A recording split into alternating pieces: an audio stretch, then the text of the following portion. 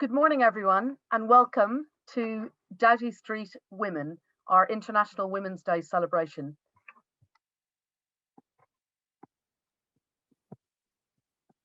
Thank you. And welcome. What an amazing feminist playlist to kick us off, drowning out in my house the sound of many arguments from my children just off screen and some Roblox sounds, which I've become very familiar with over the last few months. And you've seen there many of our brilliant Doughty Street women and allies, male and female, and welcome. This is going to be our biggest ever International Women's Day celebration. Over 500 people have signed up to join us today. We're conscious people will be coming in and out of the virtual room because of other commitments on a Saturday morning, and we welcome that.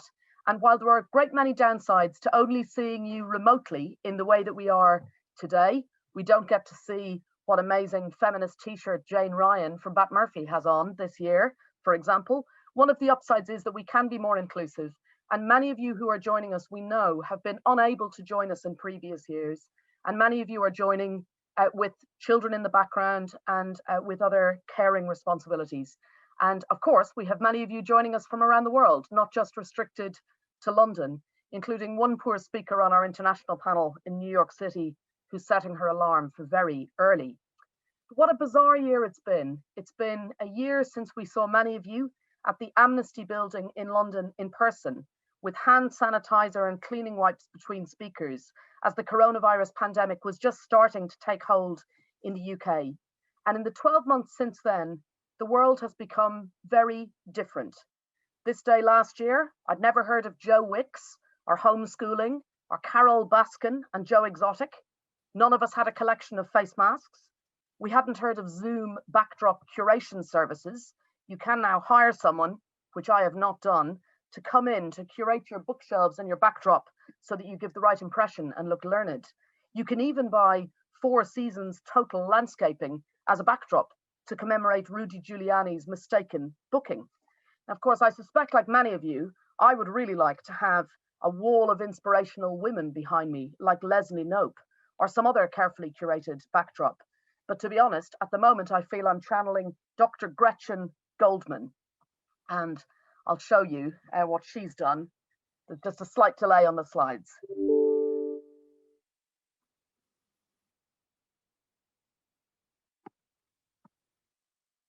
Oh, we're starting with a technical problem. I hope this is going to work in a moment. There we go. So Dr. Gretchen Goldman, that's the image she projects to the world, but watch the next photo. There she is in reality on her screen. And I suspect many of you are in a similar position. So rather like those pictures that children often draw, where you do a head and then you fold it over and there's a different body beneath, I think many of us this year have become like that, where we have a carefully curated image up here and then it's all chaos beneath. The world simultaneously feels really much bigger and much smaller than before. And many of you, like me, will have loved ones who were once a short flight away and who you could see at the drop of a hat. But in the past year, you haven't seen them in many months. Many of us, of course, have suffered bereavements during COVID.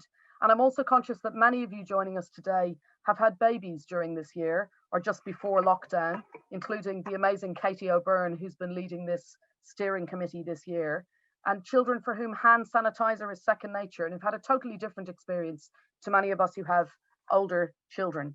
And one image which really stuck with me in the last few weeks, the New York Times did a piece about parenting during lockdown. And this summarizes for so many of us the struggles that we've been going through. So I thought I'd start by doing some lowlights for women's rights this year in 2020 and into the start of 2021. There have been many and they have been varied, and you'll hear about them today from our amazing panelists. So COVID itself and the response to COVID. In a wide range of ways, as you'll hear from our panelists today, COVID has been gender regressive. Women are, of course, more vulnerable to COVID-19 related economic effects because of existing gender inequalities. Whilst most people's lives and work have been negatively affected by the crisis, overall, women's jobs and livelihoods are more vulnerable. But critically, it's not just about losing jobs. It's also about damage to progress and widening gaps. And for many of us who've been barely keeping our head above water, particularly of parenting this year, I suspect you've had in your inbox intensely irritating messages asking about what we can all do with our spare time in lockdown. And in the latest lockdown, for many of us, we felt as if you are expected to parent as if you're not working, and you're expected to work like you're not a parent, like never before. Now, I mentioned the widening gap, and there are reports that during the coronavirus pandemic, there's been a lower output of female academia across academic disciplines compared to a 50% increase of journal articles published by male academics. And that's a statistic which was highlighted last summer by Dr. Elizabeth Hannon of the British Journal for the Philosophy of Science. And she noted the number of articles submissions she was receiving from women had dropped dramatically, but not so from men. And she described having an increase in the number of articles which were being published. And that's a factor which is spread across. As you'll hear later, 2020 has, of course, been remembered by many as the worst year for domestic violence and gender violence that many in the sector have ever experienced.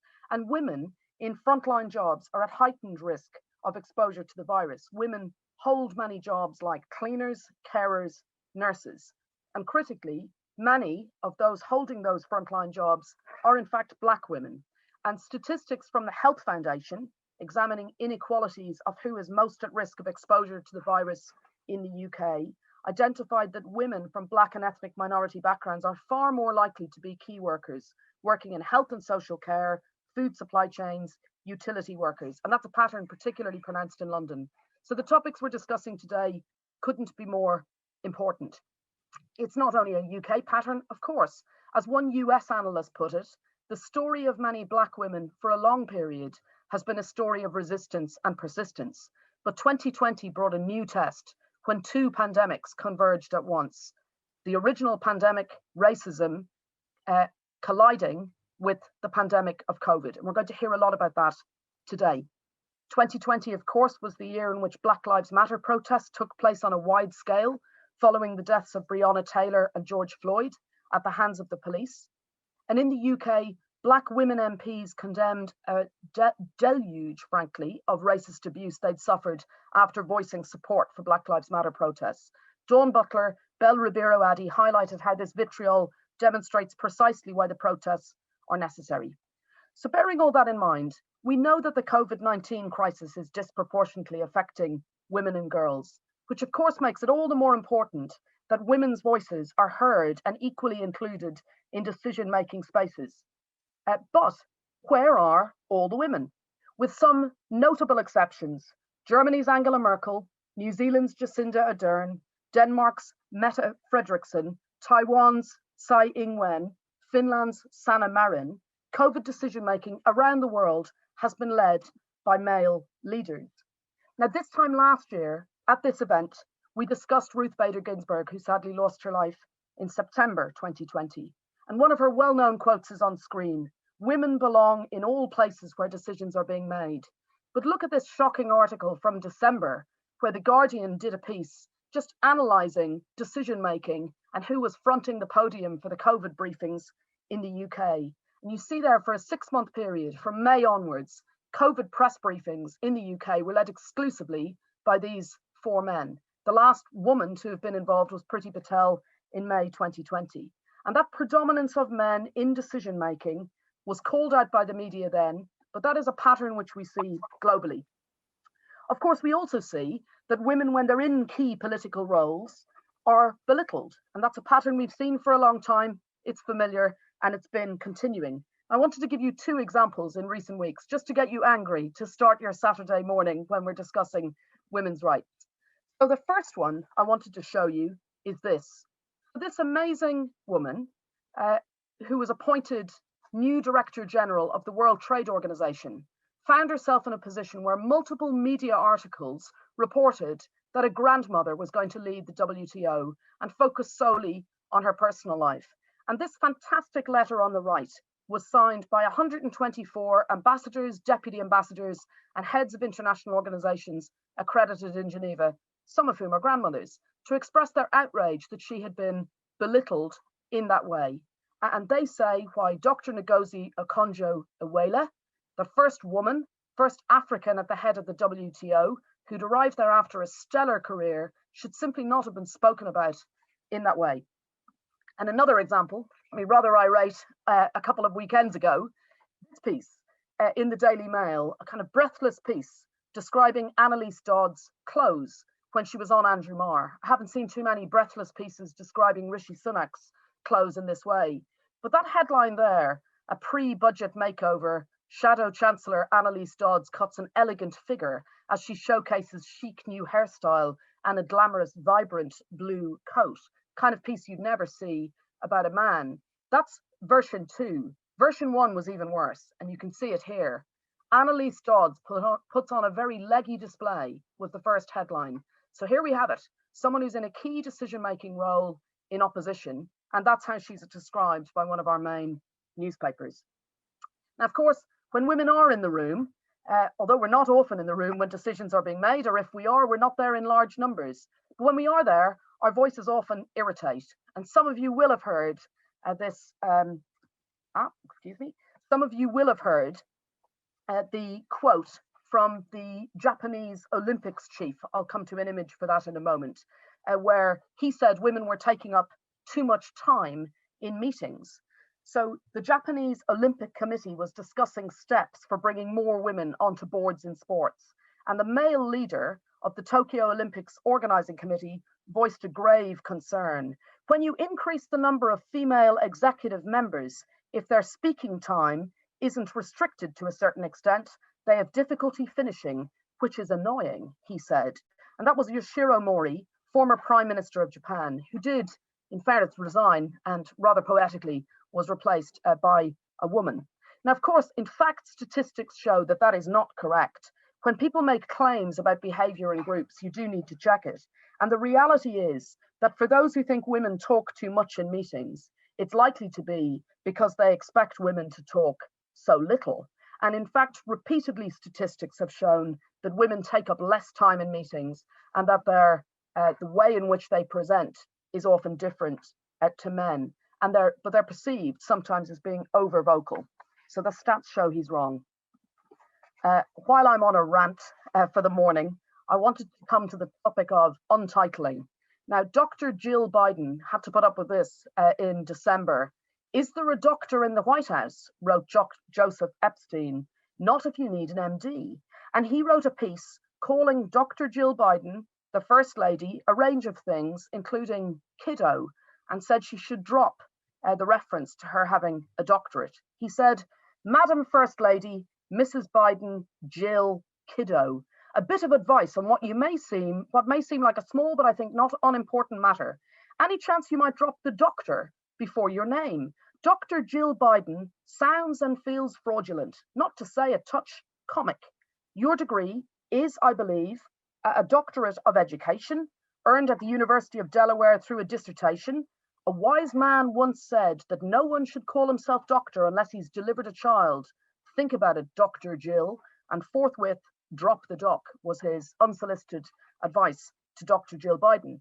He went on to say, I taught at Northwestern University for 30 years without a doctorate or any advanced degree. I have only a BA in absentia from the University of Chicago. And he also said, political correctness has put paid to any true honor an honorary doctorate may once have possessed. If you're ever looking for a simile to denote rarity, try rarer than a contemporary university honorary degree list not containing an African-American woman. So to summarize his complaints, there's rather a few of them. He seemed to think, number one, only medical professionals are real doctors, which is nonsensical. Sorry, nuclear physicists. He also said, he says an honorary doctorate has been devalued because more African-American women are now getting them. The shock. He said he himself had a job for a long period of time and had tenure as an academic, despite being underqualified, without any recognition that that in itself was the type of privilege, which is precisely why a hard-earned doctorate like Dr. Jill Biden's, she's quite right to use the honorific. And we've seen that multiple times. There have been some very detailed analysis done of introductions at different events where men tend to be introduced as professor, women with the equivalent qualification are often just described by their first names. And actually, if the slide comes up, may just take a moment. While that's happening, I feel like we're having some of the classic Zoom difficulties this morning. Let me see. There we go. Adam Grant, women's qualifications are less likely to be mentioned by men, he said on Twitter after this Dr. Jill Biden untitling issue. Men introduced 72% of men as doctor, but only 49% of women as doctor at academic conferences. And you'll see he had the gender bias in speaker introductions. Now, he got 15,000 likes for that tweet on Twitter, but look more closely. You'll see he finishes with respecting women shouldn't be this hard. If you look more closely, just down there at the bottom, a little reference under his graphic to Fillets et al. 2017. And what in fact happened here is that Adam Grant went on Twitter, got himself 15,000 likes for putting up a graphic where he had failed to credit a women-led team. Julia A. Files, Dr. Julia A. Files, I say, should get credit for this. Now, his bio astonishingly says, success is helping others succeed. He says that piously on his Twitter bio. And here, I think we can all see Dr. Julia A. Files, without being credited, has helped Adam Grant succeed. But of course, it's been a year also. Apologies, that's rather out of order. That's the Olympics Twitter picture about the chief, the Olympics chief, who ended up resigning. And there is a picture I want to show you. There's an amazing woman who decided she was sick of being told women were speaking too much in meetings, and she liked doing knitting to calm down while she was in meetings. So what she did was, to calm down and to concentrate, she decided to knit in red when men spoke and green for women. And here were her results, visual depiction of precisely the issue we were touching on earlier. But of course, 2020 and early 2021 have also had many highlights for women's rights. There have been many, many positive developments. Now, some are positives, but let me just run through. So there's some key achievements here for 2020 and 2021. Scotland becoming the first country to allow free and universal access to menstrual products. This important change in Afghanistan with mothers' names also printed on ID cards for women. Brazil's female players being paid the same as male players in football. And also something that we wanted to highlight, our amazing colleague, Carlia, who set up Ivy and Normanton, the very first, 100 years in, the very first legal outfitters catering for women. And astonishingly, when she describes why she did this, she says that there she was, starting her criminal pupillage, a time when people are tremendously busy, and she was shocked when she went to get her first tunic shirt that actually wasn't designed to fit female bodies. And she then spent time in robing rooms where she could see women getting their hair stuck in Velcro and so on. So what she's done during lockdown, she's used her time to set up this business. I say during lockdown, she of course had many years in the planning. So there is one of our colleagues, Doughty Street woman, who we should be celebrating. And if I may plug, please go and buy something from Ivy and Normanton after this, if you haven't already. This year was also, of course, the year of the Zoom cat. And I'm not going to show the video, but for those of you who haven't seen, it is 40 seconds of total bliss. It's the combination of the very formal setting of the courtroom, the lawyer from Texas coming in, realizing he's on a Zoom filter, the panicked eyes looking downwards, feeling which I think all advocates in the virtual room will be very familiar with. But my favorite bit of the whole thing is when he says, I'm ready to proceed. I'm not a cat, and wants to get on with it. That's obviously a highlight of this year. We also have, as a highlight of this year, for me, this astonishing tweet from Adam Gary. Good policy, but is this obscene image really necessary? He said when HM Treasury announced on the 1st of January that there's no VAT on women's sanitary products, a policy for which many of you in the virtual room have campaigned. When asked to explain why he thought this was an obscene image, he said it was something to do with the curvature of the string, which is rather surprising. I have to say I'm with Kate Van Hooft, who said, if you find a drawing of a tampon obscene, but have no problem looking at photos of toilet paper, your concern is not public decency, it's frankly misogyny. So many, many positive developments. Another one which we wanted to flag, of course, is Kamala Harris.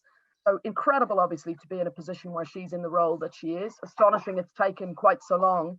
But we did also want to flag this amazing moment, top moment for me during the year, the I'm speaking moment, when during a vice presidential debate, she actually held her ground, decided that she wasn't going to be interrupted and said, "I'm speaking," which was then a meme, which I think many of us shared widely. And one of the Doughty Street women supporters who we have in the audience, who's been a long supporter of this event right from the outset, is the amazing Angela Jackman. And we did want to say today, congratulations to Angela Jackman for her honorary QC, which is going to be bestowed in a virtual ceremony very soon. But that is something that we wanted to celebrate today. And if we were in the room, we'd have a round of applause. But if you can virtually have a round of applause supporting Angela. And apologies. Two housekeeping things I need to do just before the end. So first of all, brief overview of the schedule. Panel 1 is going to run until close to 11 a.m. We're then going to have a performance from the poet Holly Mcnish. We're then going to have a short comfort break of 5 minutes. A slide will go up just to remind you about that. And then we're going to return to Mary Robinson giving a keynote address, and then the wonderful international panel chaired by Helena Kennedy. And then finally, closing words from Katie O'Byrne.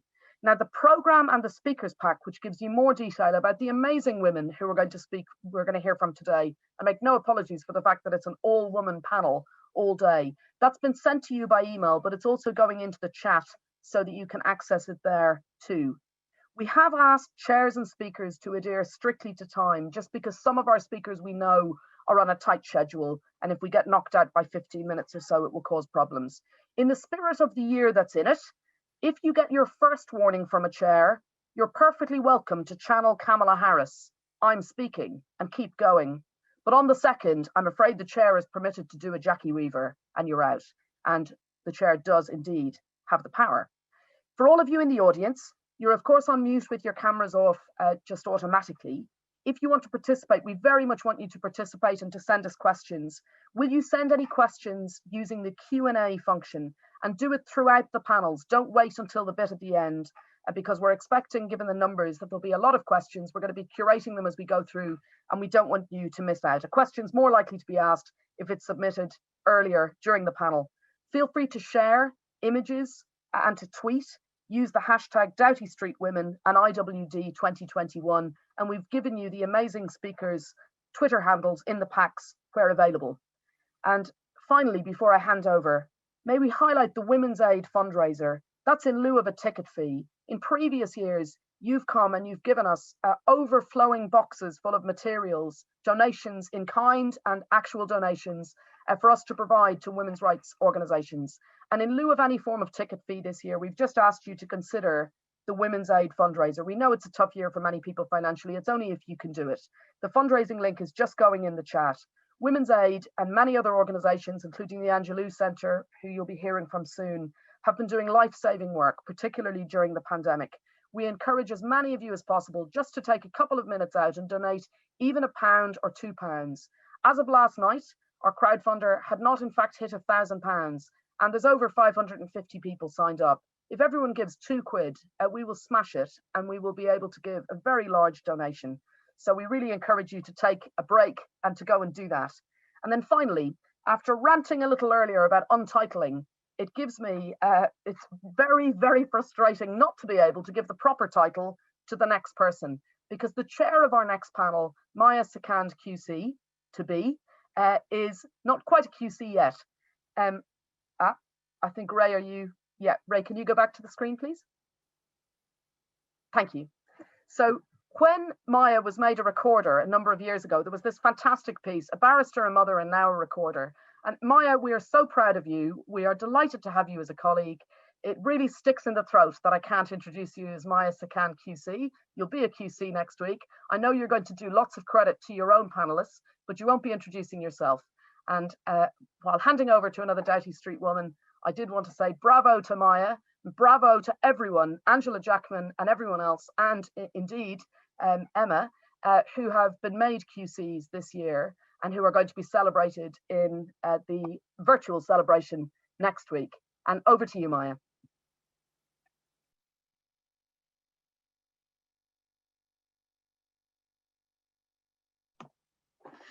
Wow, thank you, Keelan. It's just such a privilege and and such an immense joy, actually, to be able to introduce our first panel of speakers to you and to chair this part of the event. As you now know, we're talking life at the time of Corona for women. I mean, what else is there to talk about these days? As Keelan has graphically illustrated, we have each personally experienced the pandemic in very real but very different ways. Although some of the common themes here in the UK have been worries about our older parents, separation, loneliness, sickness, bereavement, anxiety, loss of employment, and the undeniable trauma of homeschooling. But this morning we want to focus on some of the macro issues to look at how this virus has impacted on the already existing inequalities that women face in everyday life through different lenses and through the particular expertise of our incredible speakers. We have chosen to look at the impact of COVID on race and inequality, pregnancy and maternity rights, violence against women and girls, disability, particularly children with special educational needs. And our hope is that our speakers are not just going to articulate problems, but are going to give us some ideas for change and ultimately a reason to hope.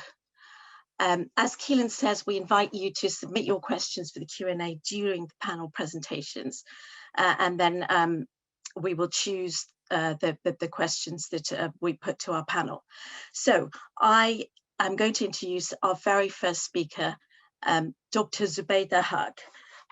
Dr. Haq is a member of the Independent SAGE Committee, and she has a research and policy background in ethnicity and inequality within education, employment, housing, health, poverty and criminal justice areas. She has written widely on race and crime, citizenship and integration issues. She's been involved in some incredibly interesting projects. Recently, she's done a survey of loneliness amongst BAME communities, a qualitative study of the experiences of young Black men in employment, evaluations of projects in prisons, detention centers, and within the community. She is Commissioner on the Women's Budget Group Commission on a Gender Equal Economy, a Fellow of the Royal Society of Arts. I mean, I really could go on for a really, really long time because she is so, she has done so many things. But the last thing on her CV, which I'll draw to your attention, is that she was, she's a former interim director of the Runnymede Trust. So, Zubaydah, over to you. Thank you, Maya, for that extraordinary introduction. And thank you, Keelan, for that amazing, amazing key speech. It's going to be a hard act to follow because I found myself thinking, you've said everything, you know, what more is to say after that incredibly powerful speech? And thank you, everybody, for joining us on a Saturday morning. I cannot tell you how heartfelt I like, how moving that is that you've done that on a Saturday morning. Thank you, and I only hope that we can do you justice. I should start by saying, by the way, I'm not an MD. I'm a doctor with I'm a doctorate doctor, and the reason I mention that is because, as Maya mentioned, I'm on the Independent SAGE. Independent SAGE, we have 13 members. We set ourselves up as an independent scientific advisory group for emergencies because we were so concerned about how this government was approaching this pandemic. It wasn't just the issue that they were approaching it, that they were approaching the health crisis in a way that they didn't see it as a health crisis. If you remember this time last year, Boris Johnson went around shaking everybody's hands and in fact even telling us that he shook hands of people with COVID in a hospital. So we weren't just concerned about that. We were concerned about how this government were approaching that crisis, but also that they weren't seeing this crisis as a health and as a social and economic crisis. And I should also add that we have several female professors on Independent SAGE, but we have all noted as professors and as people with doctorates that it is the female ones among us that do not get referred to by our titles always whenever we're on debates, whether it's on Newsnight Channel 4 or any of the other shows. I will stop. That's my rant over and with kill and kick off, I think. Of course, it seems like a lifetime ago that COVID was labelled as the great equaliser. But 1 year on, I think it's very clear that it is anything but the great equaliser. We may all be weathering the same storm, but I think it's very clear that when you look at the impact of COVID on women, on Black and ethnic minority groups, on disabled groups, that we are not in the same boat. Of course, it's important to mention that the inequalities that have been amplified by COVID have always been there. They have always been there, even before the pandemic existed. I remember this time last year, while I was director at Runnymede Trust, writing an article about the fact that I thought that Black and ethnic minority groups would be hit disproportionately by this pandemic, not because I had some insight in how it was going to happen, but because I knew that deep inequalities, health inequalities, structural economic and social inequalities existed even before the pandemic. It's interesting, for instance, to note that even before the pandemic, Black women were 5 times more likely to die in childbirth compared to any other group. And during the pandemic, we heard that Black women were 9 times, Black pregnant women were 9 times more likely to be hospitalized with COVID-19 compared to their counterparts. But of course, that didn't really come to the fore. That was just mentioned in the odd article. It is astonishing. It is astonishing to think that, given that women are the most basic demographic split, if you like, in terms of gender, it is the most basic demographic split in any data analysis. It is astonishing to think that women have been overlooked, ignored, and invisibilized in this pandemic. And I'll talk a bit more about how they've been ignored and invisibilized in this pandemic. But when you look at the government's response to the pandemic, their policies, even when you look at their data, it is astonishing that they've been overlooked. Now, to some extent, you could argue that, of course, this is this government, that part of the issues is to do with this government. And if it were any other government, women would not be worse off. I think that's arguable because to a great extent, although women had higher employment rates, relatively high or record high employment rates, even before this pandemic, it is notable that it wasn't as high as it could be. It was 59% of women in full-time work compared to about 74%, compared to 87% of men in full-time work. And what's more, even before the pandemic, women's work was insecure, predominantly part-time, predominantly in 0-hour contracts. And all of those things matter because when you look at the impact of the pandemic on women, and by the way, most of this data comes from third sector and not from government, they came afterwards. You realize that women's financial position and their employment position has been disproportionately disadvantaged and damaged by this pandemic. But none of that was inevitable. And I think that's the really important thing to understand, that just as the number of deaths in this pandemic, over 100,000, 30,000 now, given how you measure it, but just as those deaths were not inevitable, the plight of women in this pandemic, as well as Black and ethnic minority groups, was not inevitable.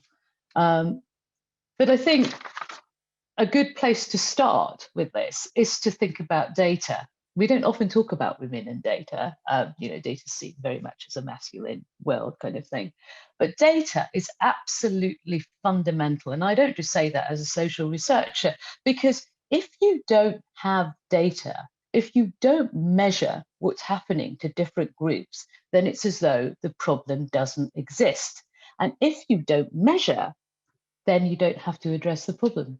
Because as I've said, the problem doesn't exist. And that's really where we started with this pandemic, because right at the beginning, there was very little acknowledgement of how this pandemic was affecting women.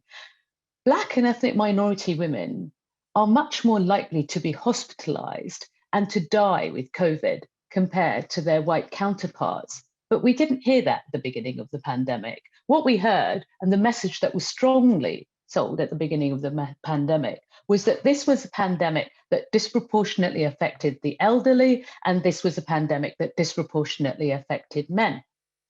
Both of which are true, but it's also true, as I mentioned to you, that Black and ethnic minority women were more likely to be hospitalized and to die. But we didn't see many policies coming out to address that. And we certainly didn't hear Matt Hancock, Boris Johnson, or anyone else mentioning that on the podium, let alone in terms of vaccine rollout and so on.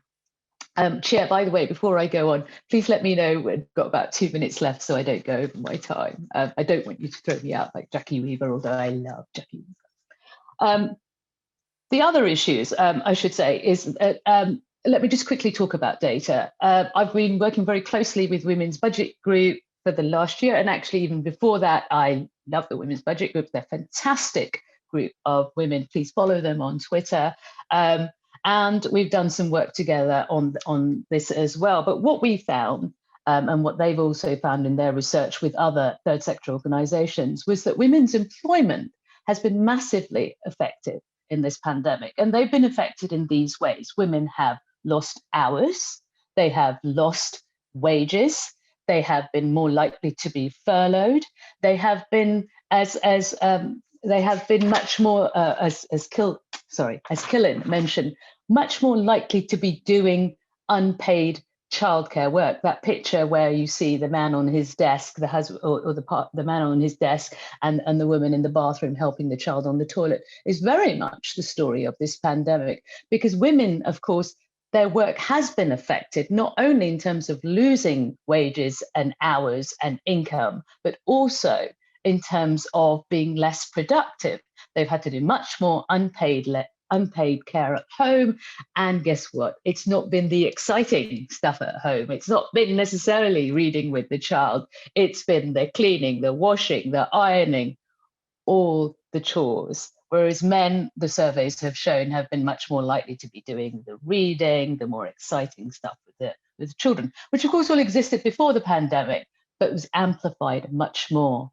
But the point about women having to do disproportionate amounts of work during school closures, during remote work, disproportionate amount of unpaid work, is the fact that it has affected their productivity, their employment, of the women who have lost jobs predominantly and wages.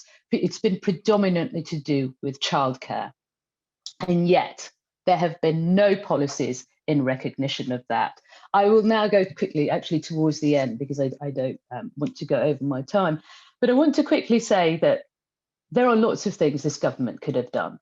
The most basic thing they could have done throughout this pandemic, and actually it's their duty to have done this, was to carry out equality impact assessments.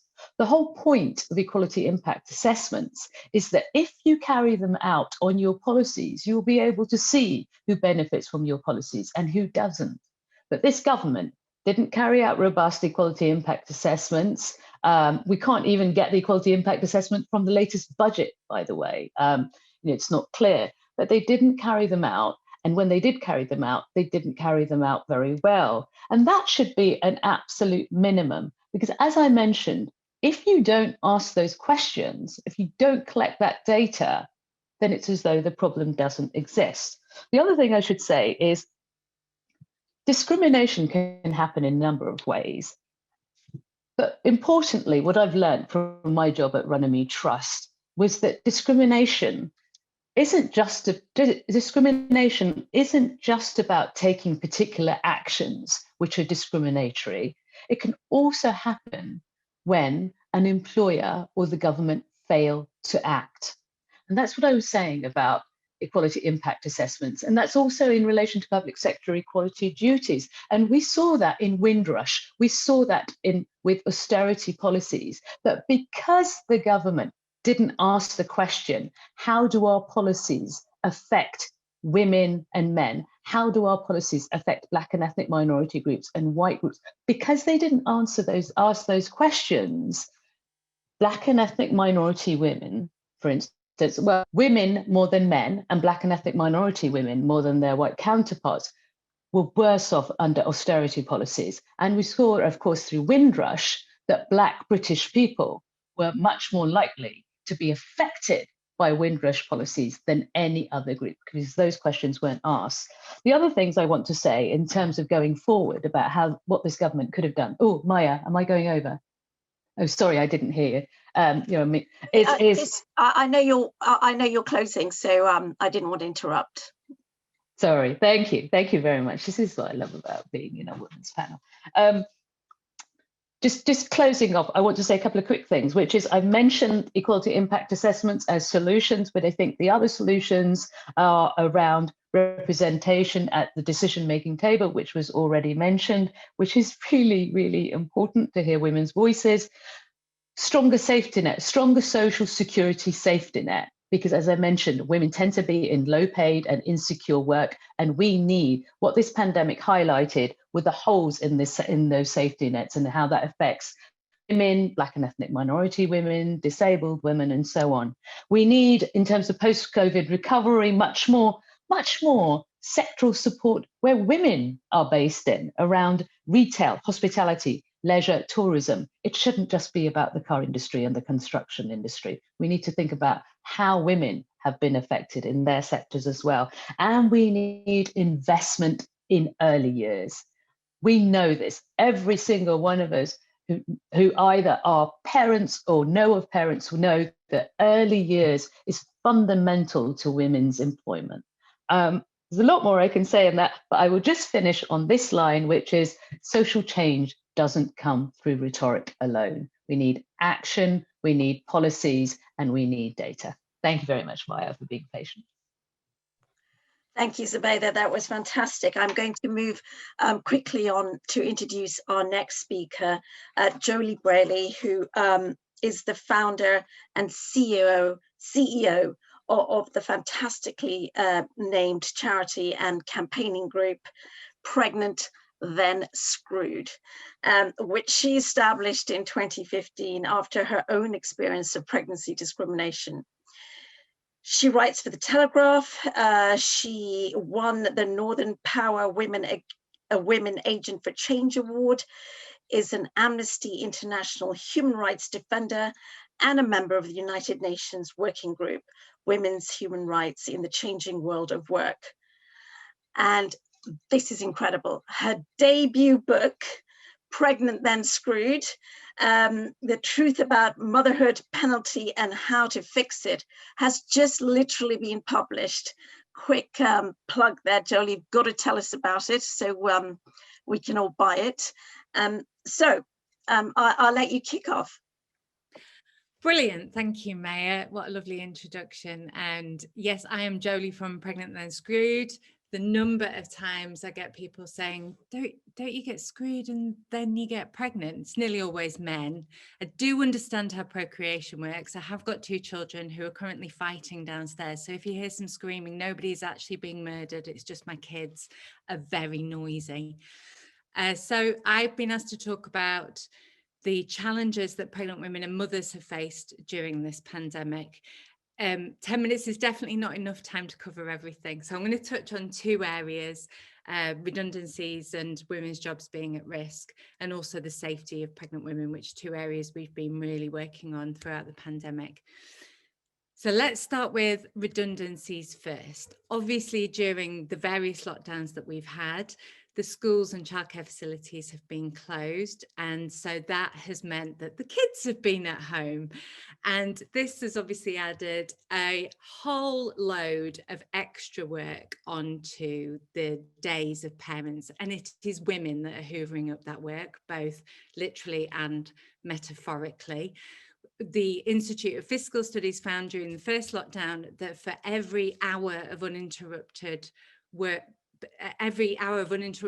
done by mothers, fathers were doing 3 hours of uninterrupted work, and that the only time the domestic labour was being shared between a mother and a father, this is my favourite, is when a father had been furloughed and a mother was continuing to do her paid job. A report by PricewaterhouseCoopers just the other week said that the pandemic has added 31 hours of extra work onto a mother's week. I mean, that's another full-time job to do on top of your full-time job. So inevitably, this unequal share of the domestic load has put mothers' jobs at risk. Their performance has inevitably begun to suffer. And of course, a large number of mothers have requested to be furloughed as a result, or have had to take annual leave or sick days to be able to cope. We now know that about a third of employers have made redundancies, with further redundancies expected to come. I mean, we're going to see a big hit of redundancies as of June when the furlough programme starts to change. And of course, during these redundancies, performance and absence come out as the key criteria when they're assessing who should go first. And those are the two areas which mothers, through no fault of their own, have been performing exceptionally poorly in over the last 7 months. Obviously, I'm talking to a bunch of barristers and QCs here, so I'm sure you're all internally screaming, but that's sex discrimination. And we know it's sex discrimination, but we also know how difficult it is for women to access any form of justice, and how little many women know about their legal rights. I mean, if you look at the statistics for pregnancy and maternity discrimination, fewer than 1% of women who experience that even raise a tribunal claim. It's very difficult to do something about it. And we're now seeing the impact of this play out in official redundancy statistics. So actually, more men have been made redundant than women during this pandemic. But when you break the data down, the Office of National Statistics data down by age group, it is that age between 25 and 34 where we're seeing a mass exodus of women from the workforce. I mean, it's incredible how many women are leaving the workforce of that age bracket. And of course, that's the age when women are pregnant or they have young children. If we look at what happened during August, when there was very little certainty for businesses because the government got very confused about the furlough scheme and whether it was going to continue or not. So there were lots of redundancies during August. Women of that age group were 60% more likely to have lost their jobs than men aged between 35 to 49. Millions of people are still on furlough, and more women than men are on furlough.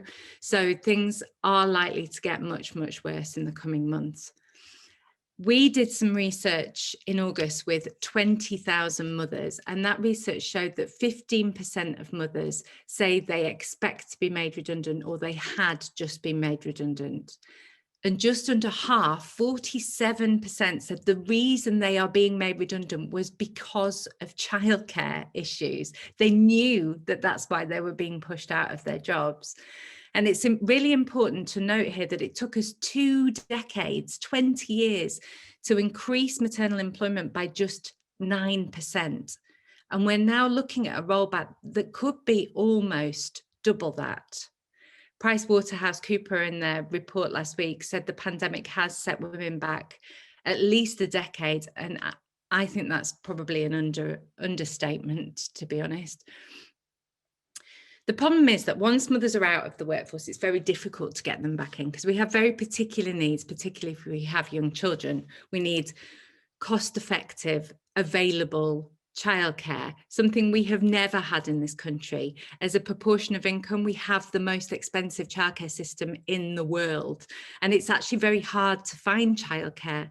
And because the government has actually cut funding, would you believe, to the childcare sector during the pandemic, we are expecting to lose at least a quarter of our nursery places before the pandemic is over. Of course, parents can't go back to work if they haven't got any childcare. You can't leave little Johnny in a jumperoo with one of those water bottles you get on hamster cages and think he'll be fine. You need good quality, affordable childcare to be able to work. Secondly, mothers often need flexible working because we have so much unpaid labour to do. But only 14% of jobs are advertised as flexible. We also need to work quite close to home because we need to be available if our children get sick. So it reduces our pool of opportunity, which again makes it very difficult for us to get back into work. Throughout the pandemic, we've seen gender blind policy making from the government, which has made the situation far worse than it actually needed to be. Keir Starmer asked Boris Johnson what parents were meant to do if their kids were at home, but their employer needed them to work. And his response was that employers should be understanding, which was, you know, a fat lot of use when employers were desperately struggling to stay afloat. So being understanding was obviously not top of their priority list. And the only time mothers have been explicitly mentioned by the cabinet is when Rishi Sunak gave us all a little pat on the head and said thank you to all the mummies for juggling work and childcare. And it's no real wonder that the needs of mothers are being ignored, which, as we've discussed, you look at who is making all the decisions in Parliament, and really it's 6 men. But it's a rather shocking indictment that it took the government 9 months to publish any specific safety guidance for pregnant women in the workplace. I mean, ironically, you could have had a baby in that time. Meanwhile, thousands were forced to choose between the health of their unborn child and their livelihood, while others, such as Mary Agyepong, a 28-year-old pregnant nurse, or Becky Reagan, a 29-year-old pregnant healthcare assistant, tragically lost their lives.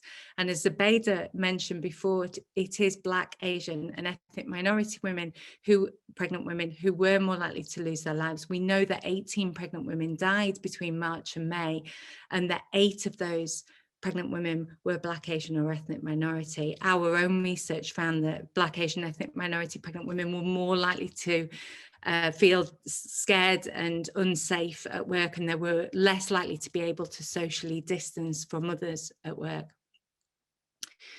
Pretty much every financial scheme that the government has issued has failed to consider the needs of mothers. The job retention scheme initially forgot to consider that if you were paid 80% of your usual wages, then you may not be entitled to statutory maternity pay. The self-employed income support scheme continues to discriminate against new mothers in the way it has been calculated. If you've taken a period of maternity leave in the last 3 years, then you will receive a much reduced payment compared to your childless or male colleagues. Now, as I'm sure— Just 1 minute, Jolie, sorry to interrupt. Okay, I'm sure most of you are aware that we sadly lost our legal battle with that, but it doesn't stop the government actually fixing the problem and showing that they actually care that these new mothers are being financially penalised.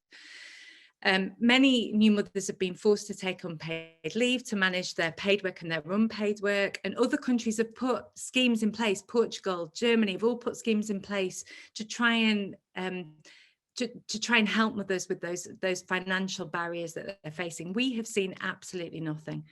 There's also the mental health of new mothers, which is a massive problem. A study published in the Journal of Psychiatric Research found that 43% of mothers meet the criteria for clinically relevant depression. Almost half of new mothers are severely depressed, which is very, very worrying. I'll quickly sum up some reasons to be cheerful, if that's okay. I won't talk about homeworking because it'll take me too long. There is some reasons to be cheerful there, though. One potential upshot of school closures is that men have been exposed to all of this unpaid work. Many men have seen, at least, that it's difficult doing this unpaid labour. And there have been some men who've scooped up a lot more because the mothers have been going out and they are key workers. So there's potential to trigger some sort of shift in gender norms there.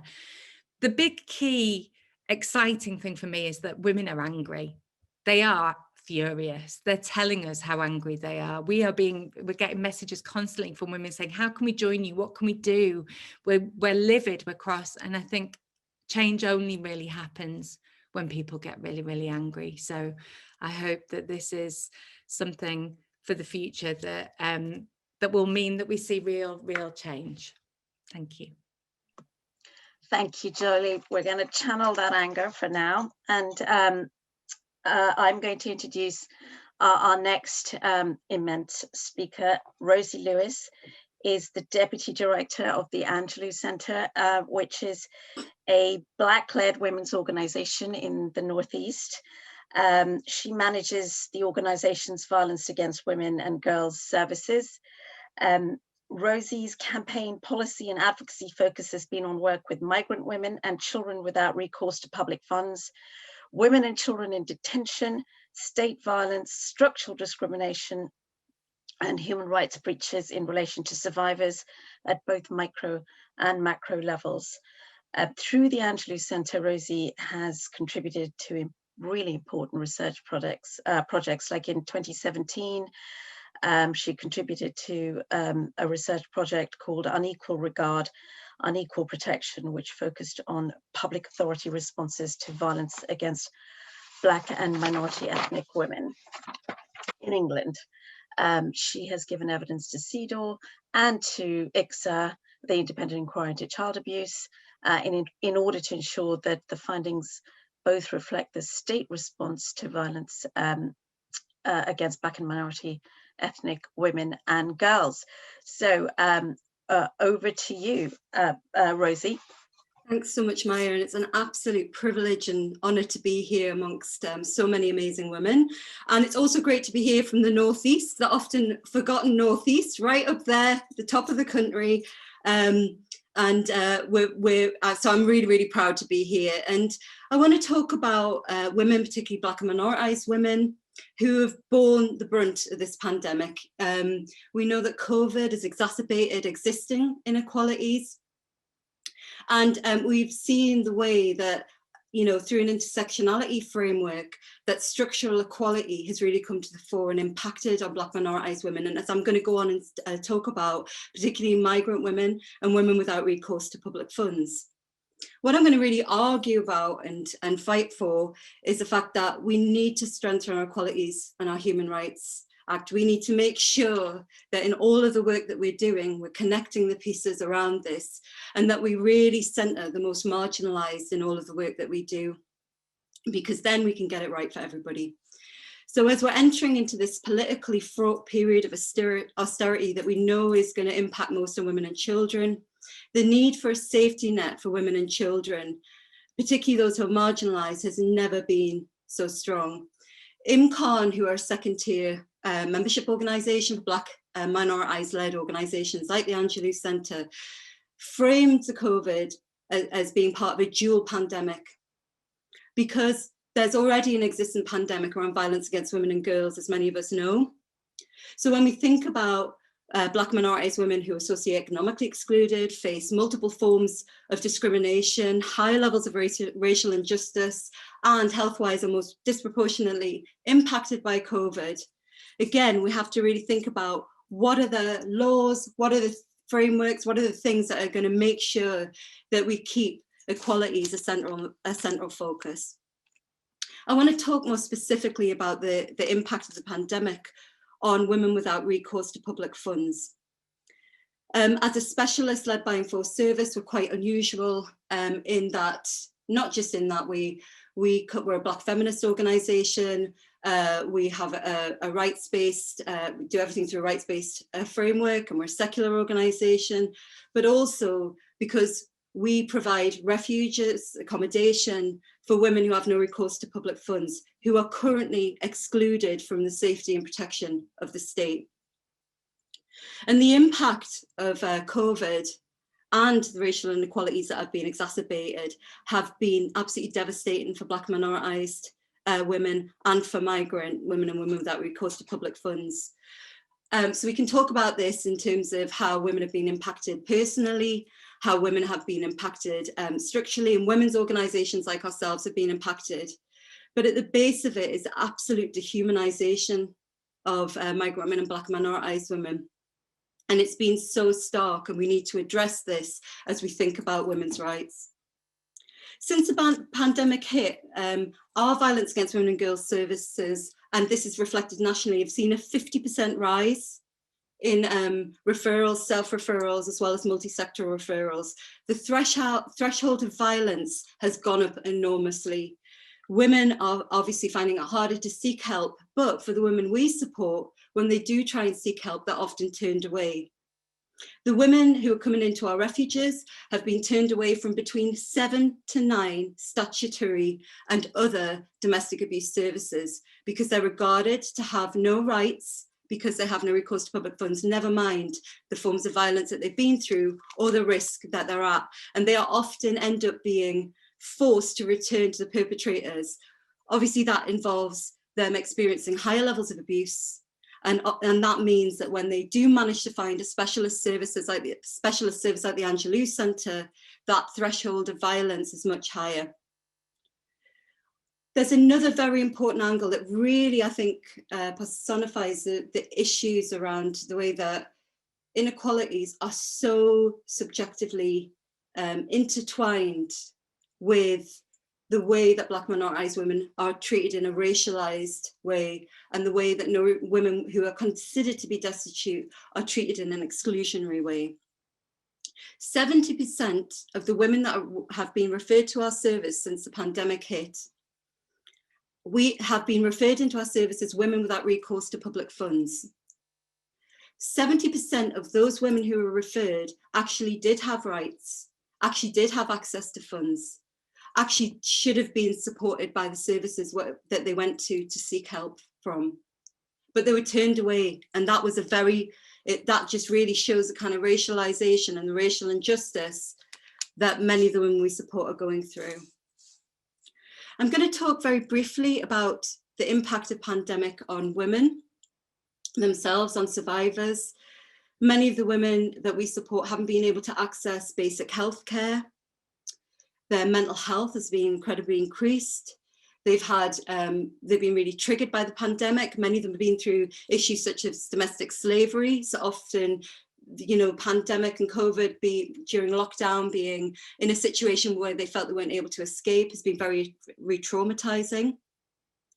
And the impact on survivors has also been one that has seen a rise in the physical, emotional, and psychological harm due to violence and abuse. But there's also been systemic failures, and I think we must not forget those systemic failures.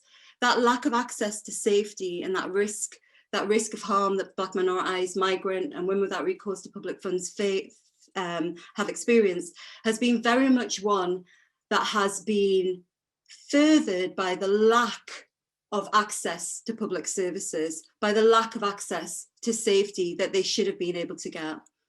There's been, when the pandemic hit, there was a complete disavowal, it seemed, of any equalities duties.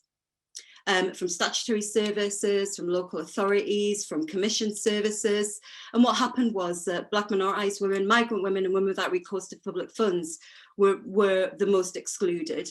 They could not get any support or help. And that's why we saw this massive increase, particularly after the first 3 months of lockdown. But women also face other barriers in terms of being able to access safety. Access to housing is really limited for women without recourse to public funds. They have no access to refuges. Digital inequity has been a huge issue. Basic things like food scarcity and hunger as well have also been recurrent problems. The Angelou Centre, we had to set up like a welfare bank, a food bank for the first time, like a food bank, a tech bank, and a hygiene bank. And we set up a system when we went out and delivered those parcels to women and children because they couldn't leave the house, and all of their means of support had been cut off. So I'm gonna try and stay in time, and I'm gonna end on a couple of positive examples. I'm gonna start with a quote from one of the women that we've supported in our refuges. And she said about the pandemic, and her feelings about it was that honestly, it's all just too crippling. I live in a refuge. I've got no recourse to funds. I get support from the refuge. However, it's emotionally daunting.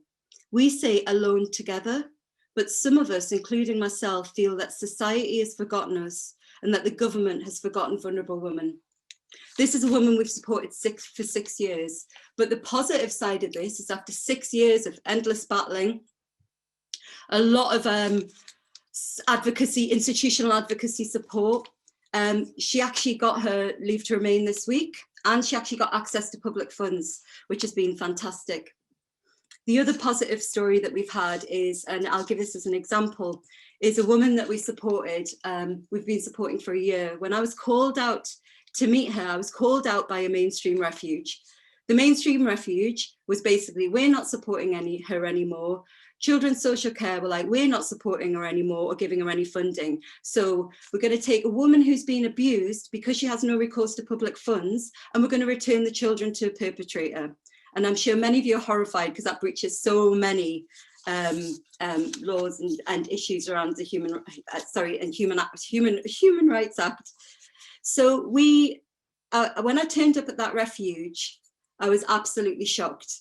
I walked into a room, I had the social worker and I had the refuge worker poring over this woman's bank accounts. They'd been giving her about £20 a week. That's for her and her children. And they were going through her bank account. They'd forced her to give her a copy of her bank statements so that they could start to look at how she'd spent her money. And they were not happy with the way that she'd been spending her money. So obviously, again, that just shows the mass kind of way that inequalities can further kind of justify this dehumanization of women. So to cut a long story short, she came into our refuge. We wrote a very legally dubious, I think many lawyers and barristers would be horrified if they'd have seen the letter, the legal challenge letter that we sent from the Angelou Centre to make sure that social services start to pay their duty under Section 17. But we did, we got them to pay, we fought for her rights, the children weren't returned to the perpetrators, multiple perpetrators, by the way, and she just got her leave to remain this week. So it's been a really wonderful week for us, and that shows the power of Black feminist work and our collective resistance. And just finishing off, I just want to really make a plea that as we face kind of the review of the Human Rights Act, the exclusion of migrant women and Black minorities women from the Domestic Abuse Bill, and the amendments to the Immigration Act that have enabled the pop-up of these kind of detention centres that are going to be for vulnerable women. I want us to really, really think about what tools we're going to use in the next stage of the fight and the struggle. And we must fight for the ratification of the Istanbul Convention and the incorporation of CEDAW into domestic law. And I'll finish there. Thank you very much. Thank you so much, Rosie. In fact, I began my working life as a women's refuge worker, and I'm sad to hear that you're still facing some of the same challenges that I did over 25 years ago. But thank you for the work that you continue to do. So I'm going to move on to our next and final panelist. All you legal eagles will know her very well. Polly Sweeney is a partner at Rook Irwin Sweeney, a new law firm set up in April last year. She is a nationally recognized expert in public law and human rights, with a strong commitment, like many of you here, to access to justice and promoting the rights of vulnerable people. She's the chair of the Law Society's Mental Health and Disability Committee, and a contributing author to the leading LAG publication, Disabled Children's Handbook. I think it's now on its 3rd edition. She specializes in education, community care, healthcare and medical treatment and court protection work, and has a particular interest in cases involving children and young people. Polly was named Gazette Legal Personality of the Year, yay! And the Law Society's at the Law Society's Excellence Award last year for her high-profile campaigning role in litigation to maintain the education rights of children with special education needs. In fact, something that litigation she has been involved in a pandemic-related sense recently. So over to you, Polly. Thank you so much, Maya. It is quite something to be following such incredible speakers.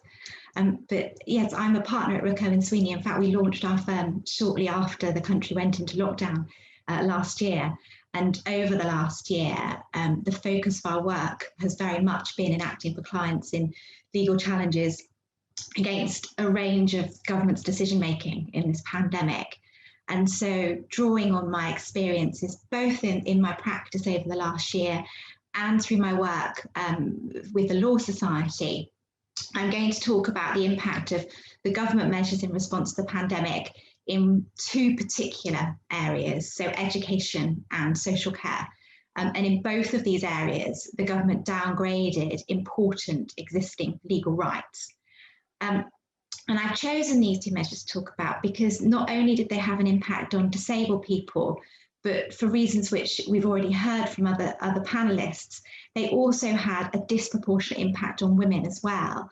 I also wanted to say right at the beginning that, of course, when I'm talking about impact, what I'm talking about is the impact of the government measures, not COVID itself. And there are choices in how we responded to this pandemic. And sadly, I think what we have seen is that the government chose to respond in a way which introduced measures that weakened rights and exacerbated inequalities. And so looking at social care, first of all, as we've heard, we know that women are much more likely to take on caring roles and to do that in a way which is more intensely than men. And that is going to have an impact on participating in paid work and earnings. And the Coronavirus Act gave local authorities the power to suspend their duties towards disabled people under the Care Act in England, including duties to assess needs and to provide care and support, unless that care was needed to avoid a breach of human rights. And the intention of these measures in relation to social care was to reduce the operational burden on local authorities. And they were known as Care Act easements. But ministers, unlike a number of the other measures, ministers left it to individual local authorities to decide whether or not these easements should be switched on. And what we saw is that the use of easements was widely criticised because there was very little transparency around the decisions being taken and the reasons why they were considered necessary. And an example of the poor decision making that we've seen, we were instructed to challenge one particular local authority's use of these Care Act easements, where the decision was taken without following the steps to trigger them formally. So there was no consultation. It wasn't reported to the Department of Health and Social Care until 3 weeks after the decision was taken. And that local authority even failed to communicate that it had decided to switch on the easements to the people affected. And it was only revealed within a 210-page cabinet report. And then when asked, the local authority wasn't able to provide any evidence to justify the decision that the threshold for triggering those easements were met.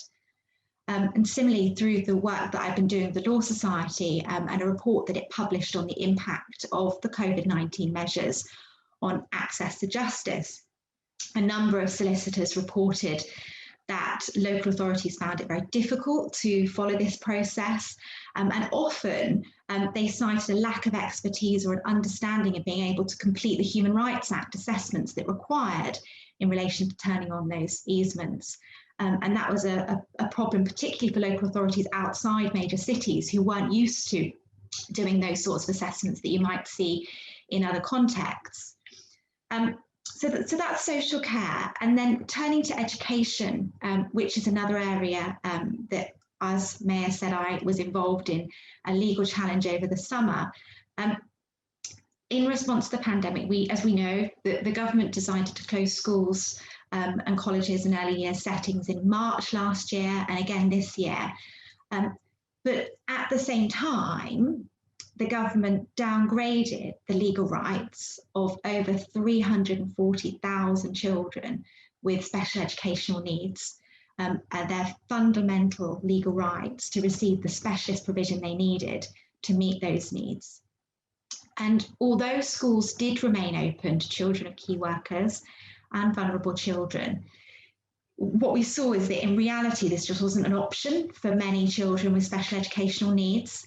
There was a survey by Special Needs Jungle that found that only 18% of parents reported that children or young people, colleges or schools had actually offered them the special educational provision they needed to complete their work during that period. And of course, as we know, childcare responsibilities have fallen more heavily on women.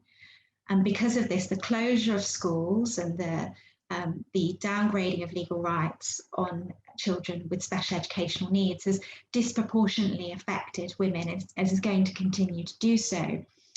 Zubaida already talked about the work of the Women's Budget Group and the survey that they carried out, which showed that 15% of mothers said they had to take unpaid time off work, compared to 8% of fathers. And this was supported by the Law Society's own survey of solicitors, which found that difficulties in juggling childcare, including homeschooling, was the most commonly cited problem for the women who were reporting gendered impact as a result of the pandemic. And so I think what we've all seen is the crisis has exposed these deep-rooted gender inequalities that have existed for some time, and there's still so much that needs to be done. And knowing this, I'm just going to talk about 4 particular areas which I think we need to, or the government needs to do much better at, and where the law potentially can play a role in improving things. So first of all, I think there needs to be much greater mechanisms for monitoring and review of measures and whether they remain necessary and proportionate. So we saw in relation to the changes and the downgrading of rights for social care that it just hasn't been possible to properly scrutinise the effects of those easements on disabled people, because there's no published data. There's no data on the number and categories of people or the types of social care services were affected. And in my view, it's irresponsible to introduce measures like this without any adequate mechanism to monitor their impact, because we have no way to learn any lessons from this. Similarly, in relation to the reviewing of the Coronavirus Act as a whole, although there is the 6-monthly parliamentary review, the way in which that review is done is completely unsatisfactory, because the Act only allows for a binary, all of it or none of it vote. And what can't happen is that MPs can't have a choice over particular provisions that have a really obvious impact on people, on disabled people and people with protected characteristics. And so even today, the powers in relation to social care remain in force. And then just thinking about the necessity of many of the measures and the fact that they were intended to relieve burdens on local authorities, I don't dispute that local authorities will obviously have been placed under very significant strain. But I go back to the fact that there are choices here, and we have seen literally hundreds of millions of pounds being spent on wasted PPE. And in my view, weakening of legal rights wasn't the answer to supporting local authorities through this difficult time.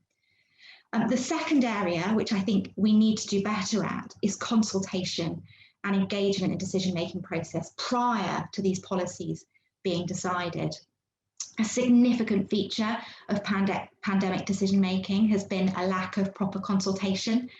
And so, for example, in the Special Educational Needs Challenge over the summer, although the court found there was no legal duty to consult, part of that was due to the urgency, and urgency has repeatedly been used as justification to prevent consultation being done.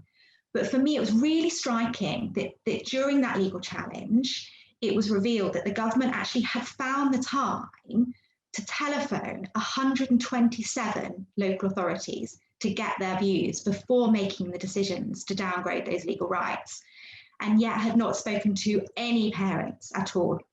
And I think that's really striking when we're looking at consultation and what actually there is time to do in an emergency. My third area, and I think Zubaida also touched on this, is about the importance of our... Polly, you're almost up, so hopefully I will wrap it up. Thank you. Sorry. No problem. And we've already touched on this, is a public sector equality duty and the importance of equality impact assessments. The equality impact assessment of the Coronavirus Act, when it was published, had no consideration at all of the negative impact on women as a result of the measures in relation to social care and education. So we need to ensure there are transparent and robust equality impact assessments in relation to all measures. My fourth and final area to improve going forwards is making sure that in time there is a full review of the use of emergency legislation, which has had almost no parliamentary scrutiny. And given the nature of the duties that we're talking about and the way that they impact on people's lives, that is something which I think needs to be given real focus. So my reason to hope, which I guess I've struggled with, but I think my reason to hope is that we are part of a community of really brilliant lawyers and campaigners. We're here to uphold legal rights and to support our clients to hold the state to account over the decisions that are being made. Thank you. Thank you so much, Polly. That's it has been really, really interesting to hear about the difficulties and some of the benefits of your legal challenge. And I'm going to come back to you on some of that from the panel of questions. So, sorry, from some of the questions that come from the audience. We're slightly running over time, so I'm going to have to select questions for you all. As much as I'd like to be able to put all of them to all of you and to spend a lot more time discussing them, I can't. So the thread that seems to be coming through from all of that, from what each of you have said, is that women have basically carried a disproportionate burden, that undoubtedly the state has been overburdened by the impact of the pandemic, but in its unburdening, it has put the burden onto our shoulders. And that seems to be the theme that comes through from what each of you have said today. So I'm now going to ask you some of the questions from our panel, from our audience. The first one is from Sophie Cameron, who's a councillor in Hackney. I'm going to put it to Jolie first. Can the panelists comment on the additional issues which have faced single parents during the pandemic? 90% of the single parents statistically are women, and a follow-up to that, is there a case for introducing single parent status as an additional protected characteristic of the Equality Act? Brilliant question, and close to my own heart, being a single parent myself. So Jolie, what do you say? Hello. Yeah, single parents have had an absolute nightmare. And of course, Gingerbread, the charity, have been doing some incredible work on this. So we know that before the pandemic, 46% of single parent households lived in poverty. That statistic has undoubtedly increased. I couldn't tell you what it is right now, but there are 1.5 million children under the age of 5 living in poverty, which is a terrifying statistic. And of course, when the kids have been at home, if you're a single parent household, you can't balance any of that unpaid labour with somebody else, which I have thankfully managed to do with my partner. Single parents haven't been able to. And in the first lockdown, you couldn't have childcare bubbles, which actually we campaigned for and they allowed. So you were really completely on your own, and there was nothing put in place for to care for people's mental health, to care for the fact that they had to do these 2 full-time jobs simultaneously. It just was not considered. And as a result, we're seeing that there are higher numbers of mental health issues among single parents, as well as higher rates of poverty and single mothers falling out of the workforce, which is incredibly concerning. In terms of whether single parent status should be part of the Equality Act, there is a campaign that is focusing on this. Actually, we are looking at a campaign that caring should be a protected characteristic in the Equality Act, and that would cover single parents as well. But there are, of course, we'd like to broaden it out a bit further so that it covers all types of caring. I'll leave it there. Brilliant. Thank you so much, Jolie. A question from Tom Hoeksma from Shelter, and I'm going to ask you this, Zubaydah, if I may. Can the panel comment on ways that provision and policies should be directed to assist better service provision for marginalized homeless mothers in the 0 hours retail economy. You know, complex question, but not for you, obviously. I mean, sorry. Not complex for you, but for you. Sorry, that's quite specific. There's absolutely a space for targeted policies in relation to, you know, specific groups like Black and ethnic minority women, in relation to recognizing that even some women are affected more in other women. So we know that Black and ethnic minority single households were much worse off under austerity policies than any other households. And that's because, as Jolie mentioned, you know, single parents, predominantly women, are much more likely to be in insecure work. They have 2 times less pay than their married counterparts. And they tend to be on 0 hour contracts. So it's absolutely right, I think, that we need policies that not only recognize that disproportionate impact, but also target in that way as well.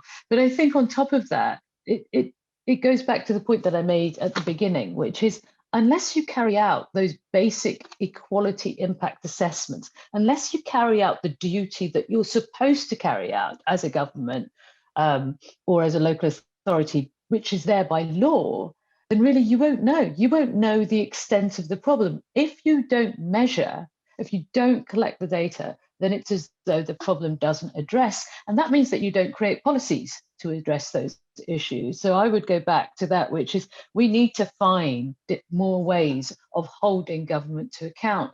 And especially with this government, I know that it's a little bit political, but with this government, we need to do it even more because they simply don't think that those issues apply to them.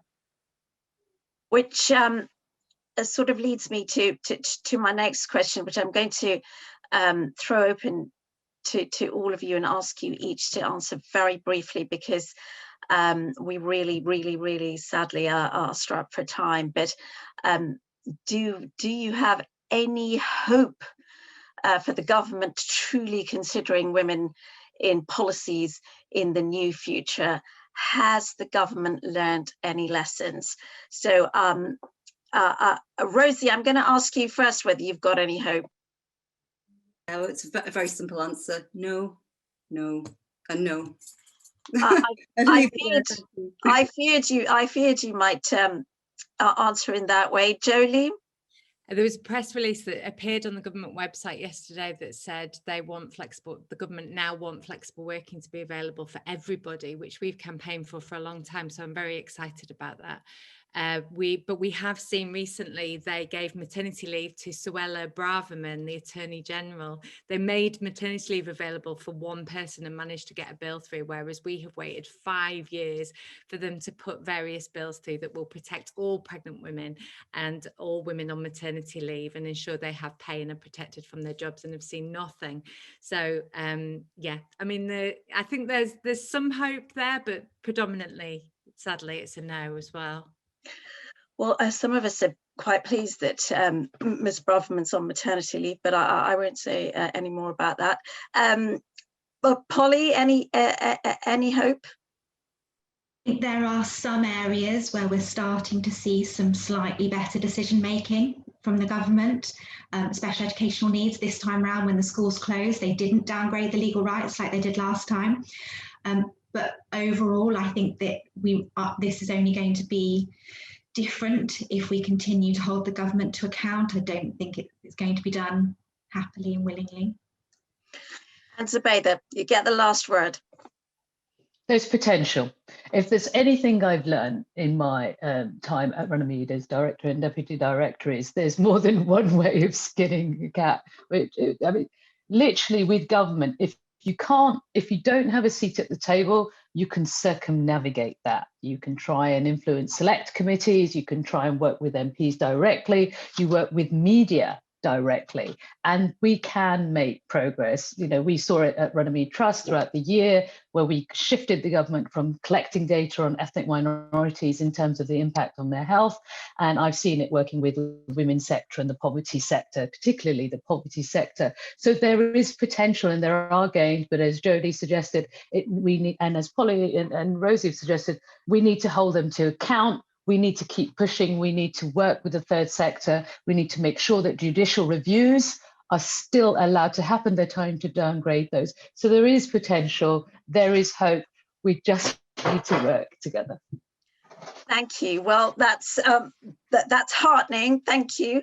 And it remains for me really for now to just thank this immense, phenomenal panel of women. Thank you so much for being here, for giving up your Saturday morning, and just for sharing your incredible insights. Thank you so much. I'm now going to go to introduce our next act, as it were. This is a poetry performance by the legendary Holly Mcnish, who we are so proud to be able to bring to you today by Zoom. Holly is a poet and an author, as well as her live and virtual performances. She has published 4 collections of poems, papers in 2012, Cherry Pie in 2015, Why I Write, also in 2015, and Plum in 2017. She won the Ted Hughes Award for New Work in Poetry for a collection of poems and stories, Nobody Told Me, in 2016.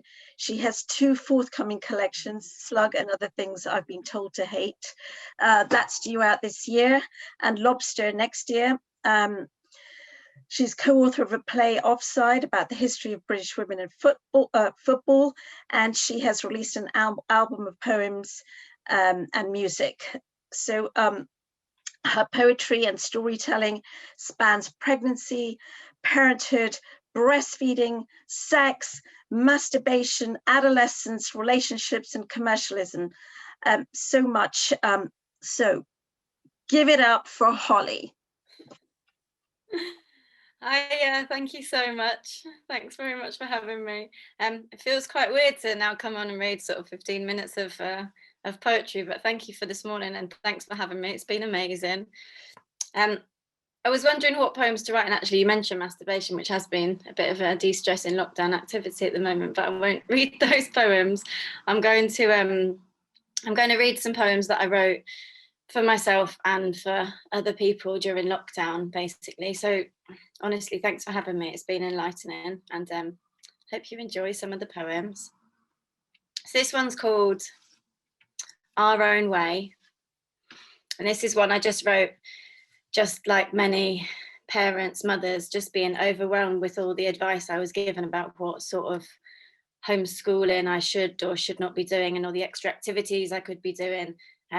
So like often when I get overwhelmed, I write a poem. Our own way. No, she's not doing all the work the school has set. No, we've not learnt to bake chocolate croissants yet. No, I haven't managed to keep up all my work. No, I've not had any urge at all to clean my house. No, we're not out jogging as the sun comes up to shine. No, we've not been following the extra class online. No, I haven't used this time at home for meditating. No, we've not made any masks or scrubs from our old curtains. Yes, she's done a little bit of work the school has set. Yes, we tried to make hash browns and cook a first fried egg. Yes, she's on my phone again so I can get these emails done. Yes, I've cried a few times whilst hiding in the bathroom. Yes, I can still see through my never once cleaned window glass. Yes, we played Twister. Yes, that counts as PE class. Yes, she's been on Zoom playing Roblox all day Saturday. Yes, we're sat in separate rooms. Yes, we both need space to play. No, I don't feel guilty. Yes, we're both okay. Just getting through this time in our own way. And then this next one is more one I wrote for other people. So I've got one daughter who's 10 and we live on her own. And but this is for one of my friends that had a baby and then another one that had a toddler in lockdown, which I imagine would be much harder. And she was just saying she felt guilty about not having achieved anything in the day, which I know people feel in general often when they have young children, but in the pandemic I think it's been 100 times worse. So I wrote this one for my friends, and just to say, it's got a swear word at the end, so I don't know if anybody's got any kids listening, but just a heads up. So this is called No Stones in Her Stomach. Everything she crawls past, she grabs. Everything she grabs, she wants to swallow. So when you ask what I was doing all day long, why I've not got any biscuits, why I've not got any work done, no fresh biscuits in the oven, not wiped my arse, nor brushed my teeth, I will tell you that this week I've saved this baby's life at least 100 times. Look at her, I'll cry. Look inside her stomach. No stones, no dog hair, not one stolen jigsaw piece, no ladybirds, no foxglove, no phone case, no other children's skin bits, just one small piece of sick she sucked up from the carpet. In the 12-second interval, I ran to take a shit. All right. I will do about 4 more, depending on the timing. So this one is called Just a Nurse. And I wrote this, I guess, after just looking at all the differences in essential workers and key workers and this sort of status. And my mum's a nurse. And I guess this is just a poem about how, well, self-explanatory, I think I'll just read it. So yeah, Just a Nurse. The women in my family are the stupid ones, not a label I invented by the older men, as all inventions were when they were young. My grandmother was chatty, auntie was kind, but the older men were business-minded, intelligent, wise, did not take kindly to being beaten at trivial pursuit. My mum, stupid too, just a nurse, a pocket money job, my grandfather repeated, and nobody spoke up for her, as far as I remember it. When he was sick, my granddad, the water in his feet swollen as a womb, his daughter at his bedside, his wife greeting guests, my cousin making sandwiches, my mother called for frequently to dab his frightened skin. I still remember that shift in him, streams of admiration pouring from his lips for those around his bedside, smiling as he sipped ever slowly from the water glass again, the softness of my mother's hands massaging his pain. Just a nurse, he did not ever say again. All right, this next one, I wrote it for myself really. It's called Chasing Ceremony, Convincing Myself. And I wrote it just after watching my grandma's funeral live streamed, because obviously couldn't get to a funeral, weren't allowed to a funeral. So I wrote it for myself to convince myself that it's okay not to be able to celebrate her life in that way, and you can do it in other ways. So I guess it's for anybody else that's had to watch some loved one's funeral on a Skype connection. So yeah, Chasing Ceremony, Convincing Myself. And then I'll finish with 2 very short ones. I'll not get to your funeral, that's fine. I know you'll not make mine. You hate the fussing anyway. Your favorite color's yellow, not black. On your street when next door died, too soon before you did, neighbors clapped the passing hearse as if the corpse were on a royal tour.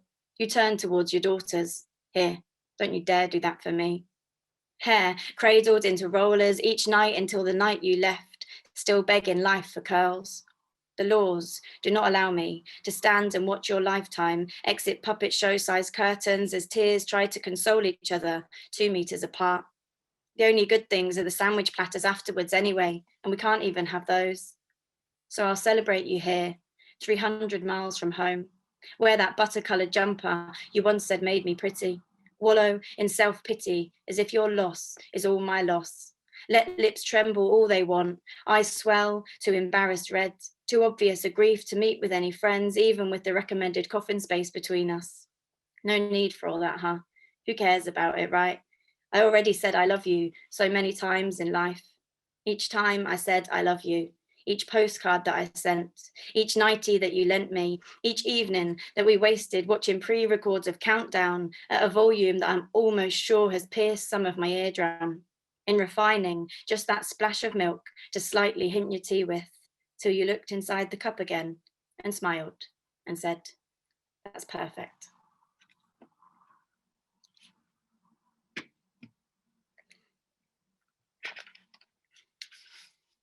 Right, this poem is called Fine, and I guess it's one that I've been asked to share a lot at the moment, with everybody saying they're fine, I'm fine. And this is, I guess, my moment that I said I was fine when I was absolutely not. And I was glad that the call was an audio one and not a video call. Fine. It's probably my most hated word, I think, at the moment. Everyone's fine. And she says, hey, how you doing? And I smile, fine, into the phone. If she'd have Skyped, I'd not have answered, because then she would have known that I am lying on my bedroom floor, a starfish on a rug, glass of wine, stinging eyes, desperate for a hug. That I worry I'm not coping, that I feel like throwing up, that I cannot keep up with my work, that I'm frightened when it's night. I ask her how she's doing. Oh, she says, I'm fine. Okay, and this is the last one that I'm going to read. So thank you very much for having me, and I'm really looking forward to watching the rest of this. This is a real treat. While my daughter, once again, is in another room playing on Roblox. So this is just a bit more of a silly poem, really. It's called The First Night Out After, and it's just me looking forward to being able to see friends again, like I'm sure a lot of people are. And I found a glittery dress in the back of my wardrobe that every time I go to put on, I take off. And I think, after having been locked in my house so long, that I'm going to stop worrying about these ridiculous things and worry about concentrate on the important stuff. So yeah, this is more of a celebration. First night out after. When this is done, at least done as much as viruses can linger, fear somewhat settled as low as fear can lay, when rooms are opened once again for friends to whisper close to mouths, music loud enough for leaning conversations, I will not hesitate again to wrestle from my wardrobe those outfits bought but never worn, for fear the glitter twinkled a little too excitedly for simple flesh like mine. No longer I will cry, dash the tracksuit to the floor, worn for a whole year now, only taken off to wash. I will yank those glittered dresses, dust off the turquoise boots, ignore the mirror's hesitance, walk arm in arm with friends, as if the pavement to our local pub were carpeted in red. Thank you very much for having me. I will switch off my audio now, and have a great rest of the day. Thank you so much, Holly, for sharing that sort of so raw, so personal, so meaningful to all of us here. Thank you so much. It is now time for a P, you'll all be pleased to hear, but we're going to have to cut that short. So given that there are going to be no queues for the toilet in the traditional way, we're giving you 3 minutes to top up your caffeine, have a pee, and be back here, please, for Mary Robinson. Thank you.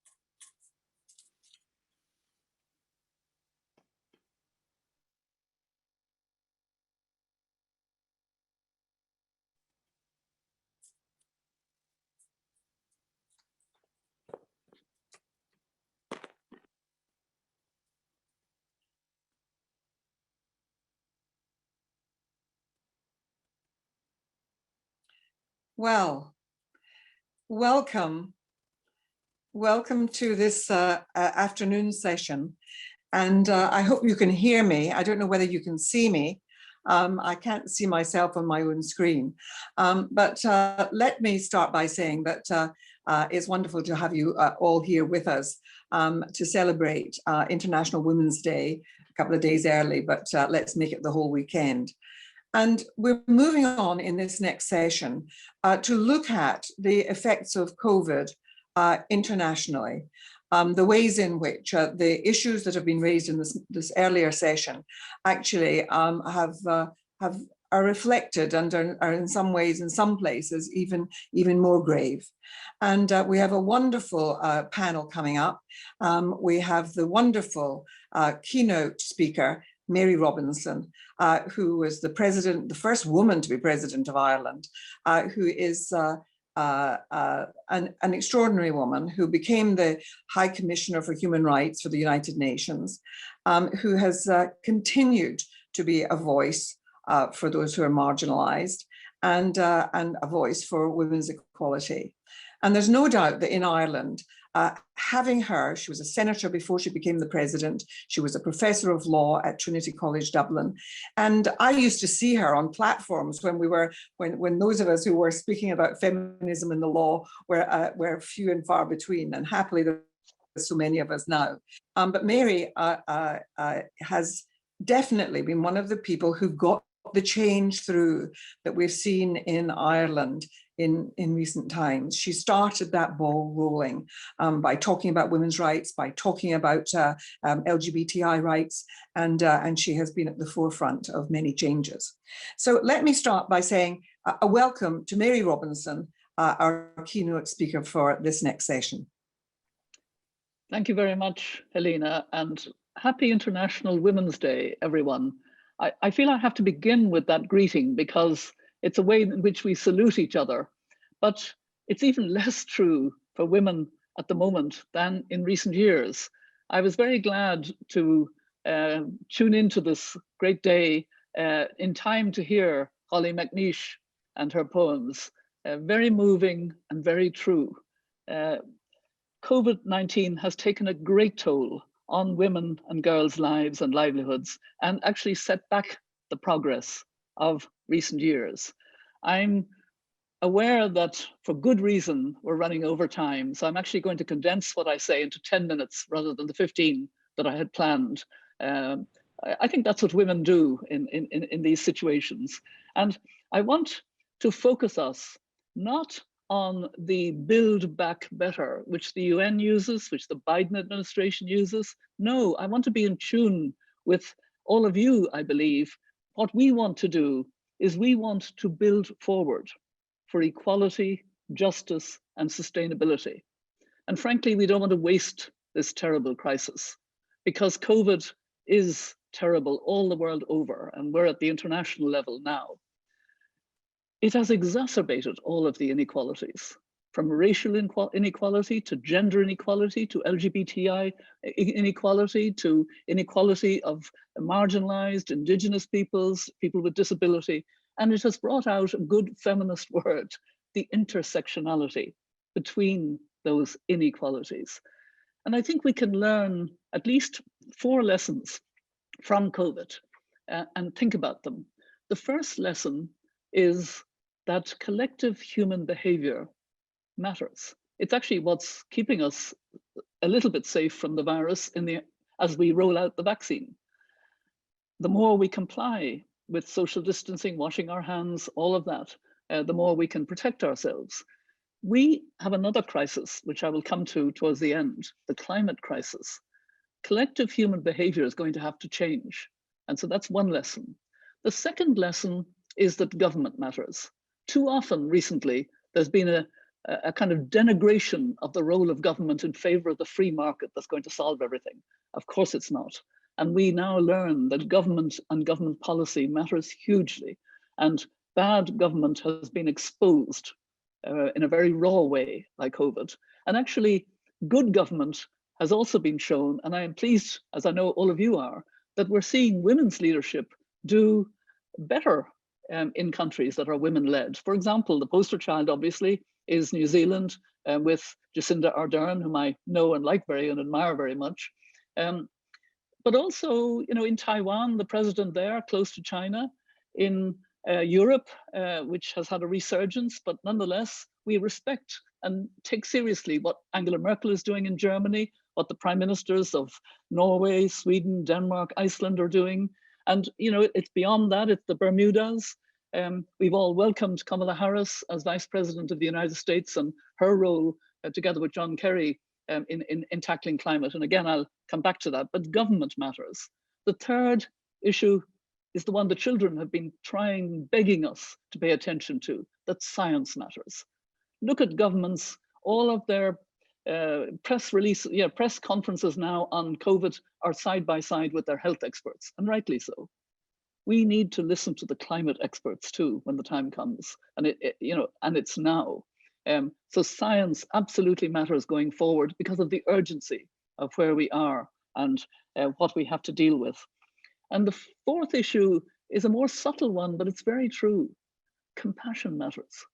We see in every country all around the world much more openness because we're all out of our comfort zone.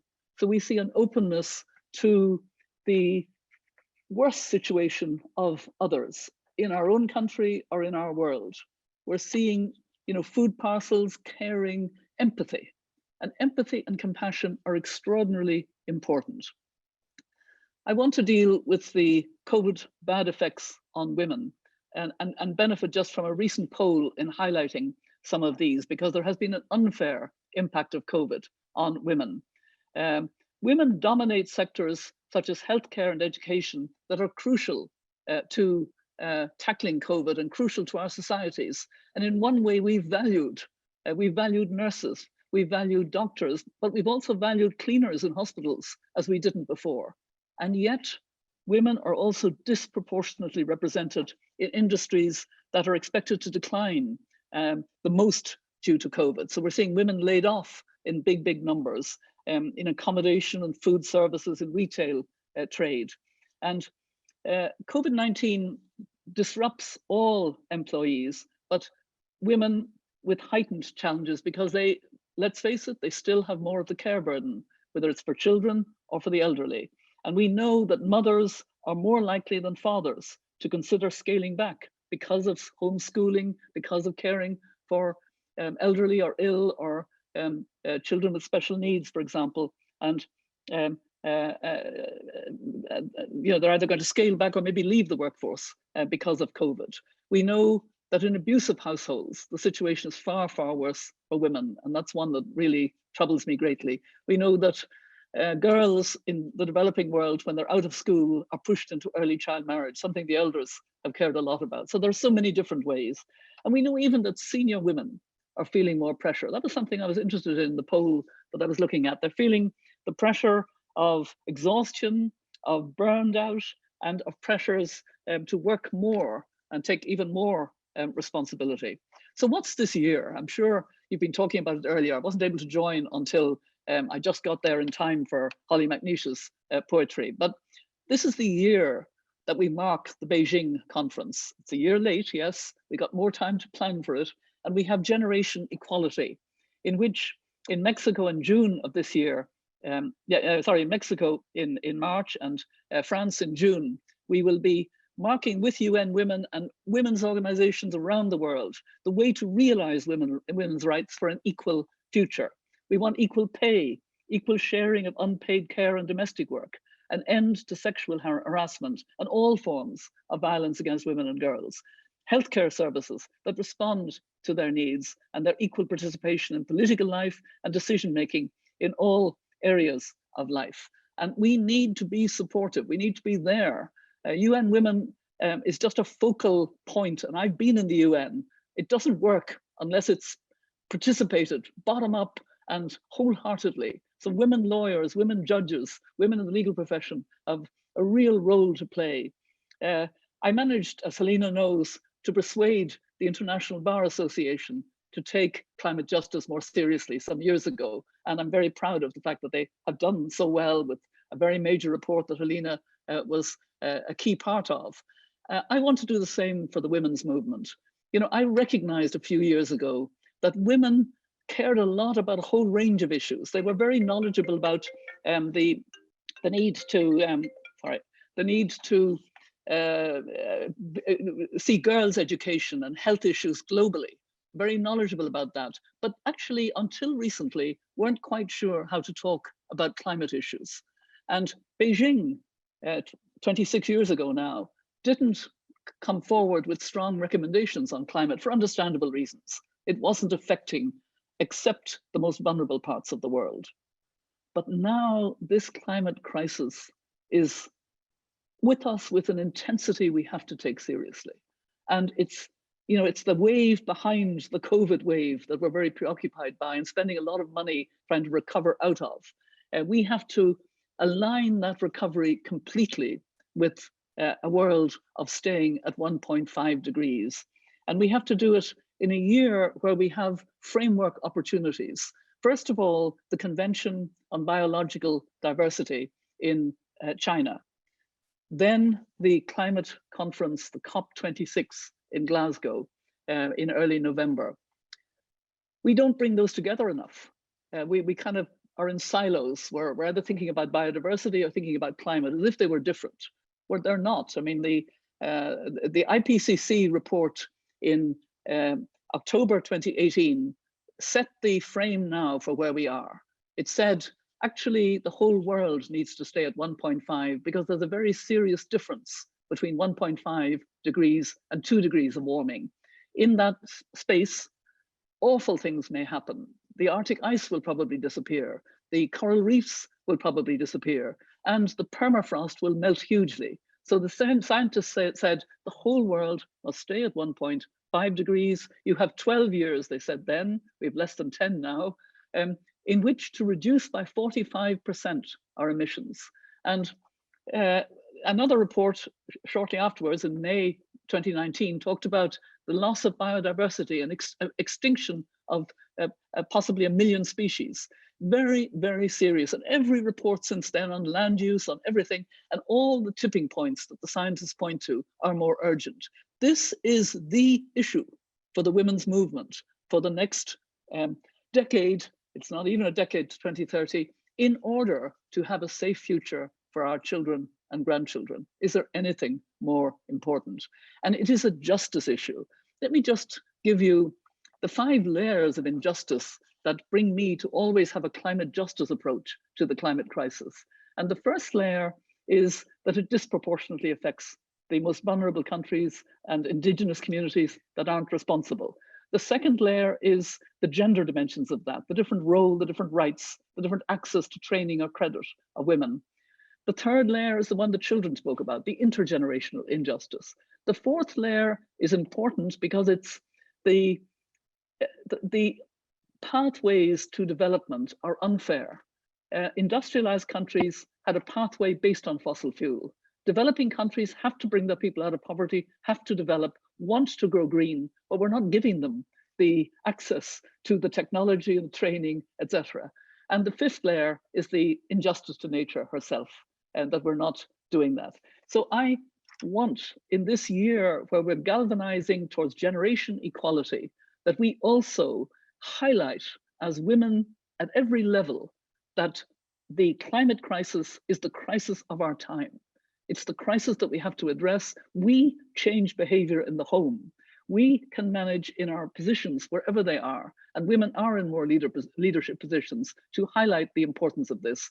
And I will end with the word hope by telling you, quite frankly, I was in slight despair last January 2020, because I couldn't see the ambition of countries. I am more hopeful now, because I am seeing more countries and more companies, more investment companies saying we want to be zero emissions by 2050, and we're working backwards. And more countries are explaining what they're going to do before 2030, which is the important time. So there is hope, but there's also a big hill to climb, and that needs strong women working together. And again, it's wonderful to be part of this great day, and I thank you for the opportunity to, I hope, stir you even more for climate justice.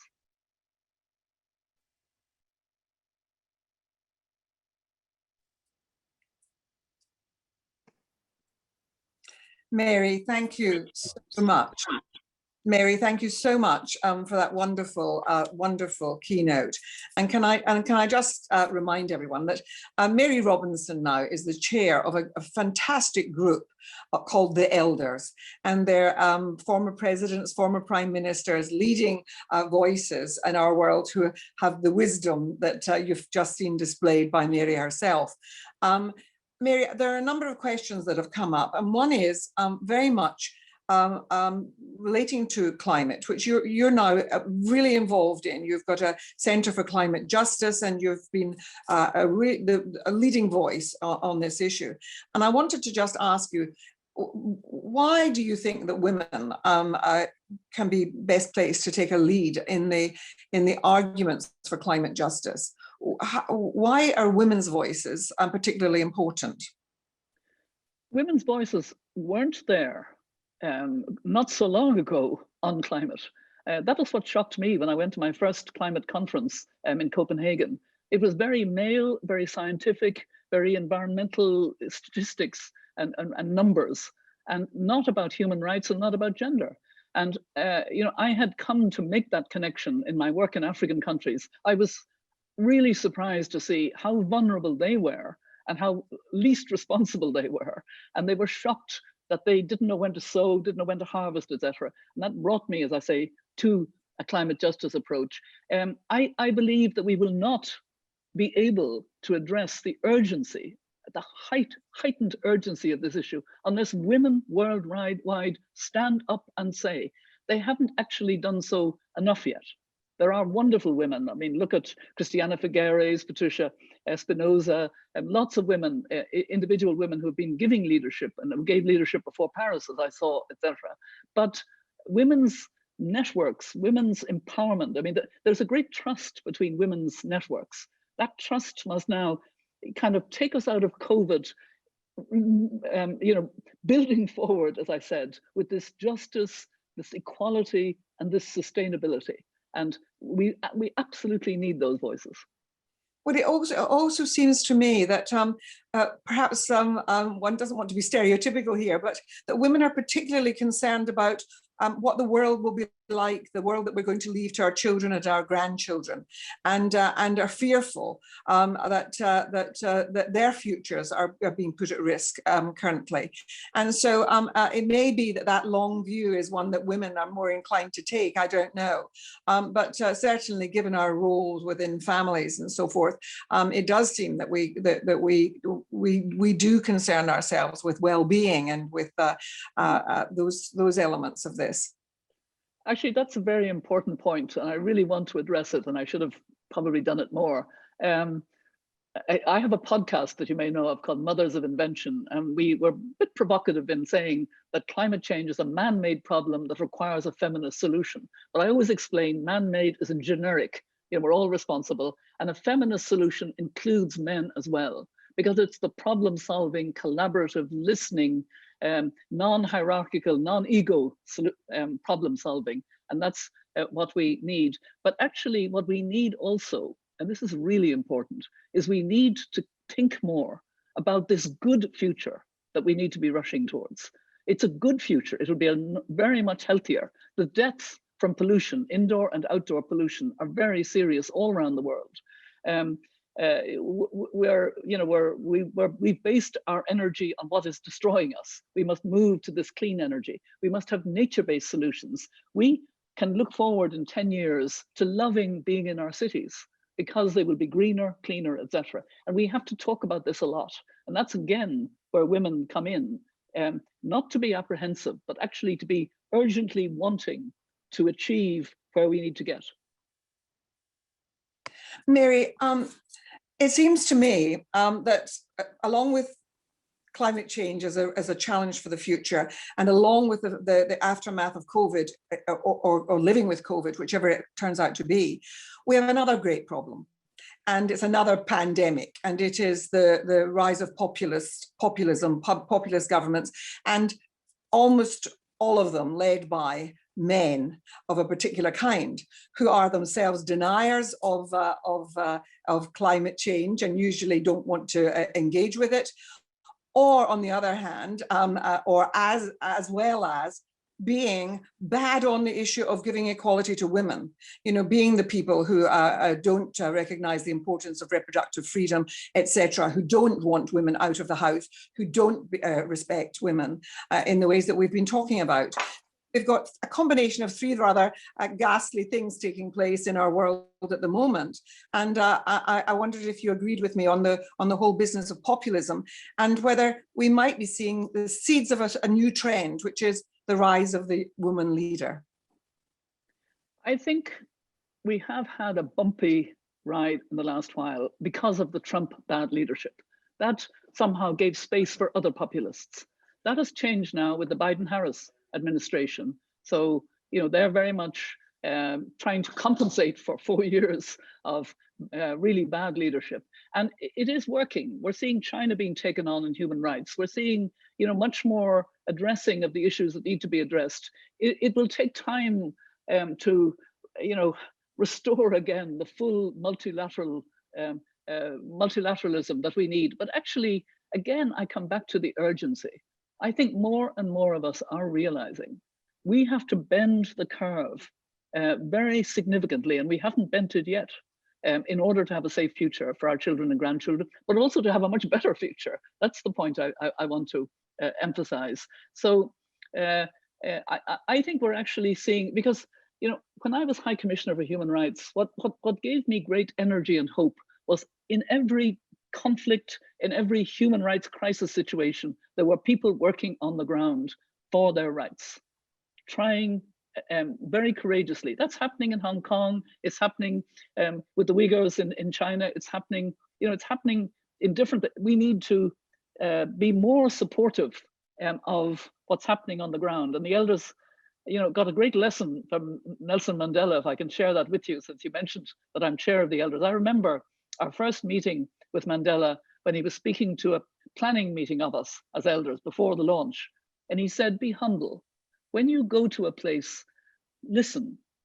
People there know their problems much better than you. Listen to them, and then try and help them come out the way they want. We don't do that enough.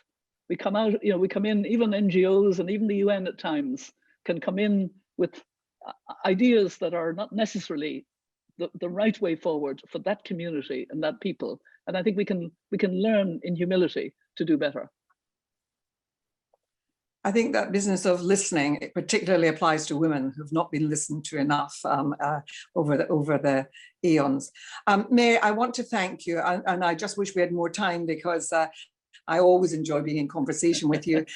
I fed into this some of the questions coming from the audience, and I hope that you might be able to stay perhaps and listen a bit longer when I move to the panel. But thank you so much. It's been really wonderful having you with us today, and it's a great honor and privilege. Thank you. Thank you, Helena, and congratulations for the organizers of this great event. Thank you. Oh, great. Good. Now over to the panel. Now I have a wonderful panel here with us today, who are going to speak about what's happening around the world, and why we have to sort of listen to the voices of women in other parts of the globe. And so I'm just now going to start with Rana Rahimpur and tell you a bit about this wonderful woman, who is a British Iranian journalist, and she works with the BBC World Service. She is and the BBC Persian TV. She is a senior presenter, and she's covered all the big issues concerning Iran, keeping us informed, presidential elections, the whole business of Iran's nuclear program, the efforts to come to some kind of agreement with Iran, and then that carpet being pulled out by Donald Trump. She covers Iran on multiple platforms, and she's been very outspoken on the importance of a free press, and she's in her capacity as a journalist with expertise in her region. She's addressed the United Nations. So she'll tell you about the problems with regard to COVID in that part of the world. Over to you, Rana Rahimpur. Thank you very much, Helena, and hello everyone. Thank you so much for inviting me. So it's an honor to be among such inspiring women. I'm sure you're all aware of the situation of women in Iran. The law of the land is anti-women and the discrimination is unbelievable. So listening to the previous panel, for me, it was interesting that we're talking about policy issues, whereas when it comes to Iran, we have to talk about basic rights for women. So it's never been an easy life for women in Iran, but obviously domestic abuse have increased over the last year, and sadly, many of them have lost their jobs. Like many countries, Iran has been impacted adversely by the COVID-19 pandemic, but the impact on women has been much. Rana, it's quite hard for us to hear you. Your sound is not great. I don't know whether you can help us with that. Let's see whether I can connect with my mic. Does it get better when I get closer to my? It's certainly better when you get a bit closer. So if you could do that, it would help. Okay. Can you hear me now? Yes. Sorry to have to ask you to. Did you hear me at all, or should I start from the beginning? No. I think we could hear your beginning. But if you can just yes, I'll recap, because I'm sure everybody is aware that the situation of women in Iran can't be compared to any developed country. It's under the Islamic rule, so women in Iran have to fight for their basic right. And unfortunately, over the last year, as a result of COVID-19, the impact has been adverse, especially more for women than men when it comes to them losing their jobs. And many are worried that the damage might be permanent. As you mentioned, Iran was already dealing with the impact of the economic sanctions and the widespread corruption amongst politicians when the pandemic began last February. But in the past year, at least 1 million people have lost their jobs, and the majority of them were poorly paid jobs.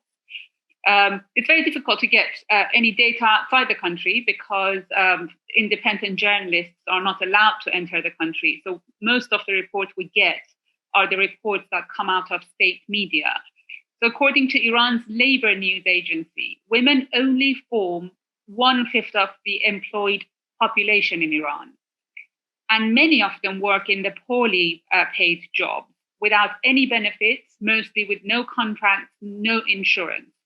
For instance, they are street vendors, they're casual laborers, they work in services like hairdressing, and they have lost their jobs. And there's no such a thing as a furlough scheme. They have received zero support over the last year.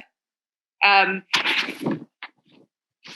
because, just as they're losing their paid employment, many of them have faced a huge increase in care work due to school closures. So unlike here, we had a period of the schools reopening. That hasn't happened in Iran. So schools have been closed from last February, and there's no prospects or knowledge of when they will reopen. And obviously the burden of childcare has fallen on women's shoulders as usual. The healthcare system is overwhelmed, and a lot of women are involved in looking after the older people as a result of COVID-19. So as I mentioned, Iranian women's position in the labor market had already been vulnerable when the pandemic started. Now that the magnitude of the negative impact of the pandemic becomes clear, it's fair to conclude that women are more vulnerable than ever. And what's disturbing is government's lack of response. For instance, the government put aside 1 billion euros to help those who are affected by the pandemic, but no plans for women who have lost their jobs over the last year. So the situation is very severe, and despite facing discrimination and barriers in the job market, the number of female heads of household has increased by 58% over the last decade. Ironically, Iranian leaders are not known for encouraging women to enter the job market. If anything, they've been discouraging women from working, and they have been reminding them that a woman's proper place and position in life is at home, as a mother and as a wife. But despite that, we have seen an increased rise of women as household, as heads of household. Unfortunately, the economic realities that have dictated themselves on the situation in Iran means that a lot of women are forced to find jobs and support their husbands in order to survive as a family. But over the last year, they have lost their jobs and they haven't received any support from the government. And unfortunately, at this point, there don't seem to be any plans to support women who have lost their jobs. Many Iranian women interpret the government's lack of action as a sign that their job losses are permanent. And when the economic recovery begins, hopefully Iranians are hoping that the sanctions will be lifted at some point under the Biden administration and all the efforts to have the sanctions lifted. But it seems that the government will prioritize Iranian men's return to employment at the expense of Iranian women.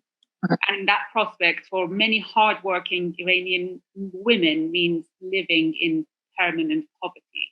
And so there's a call for more attention to women who have lost their jobs. Thank you very much.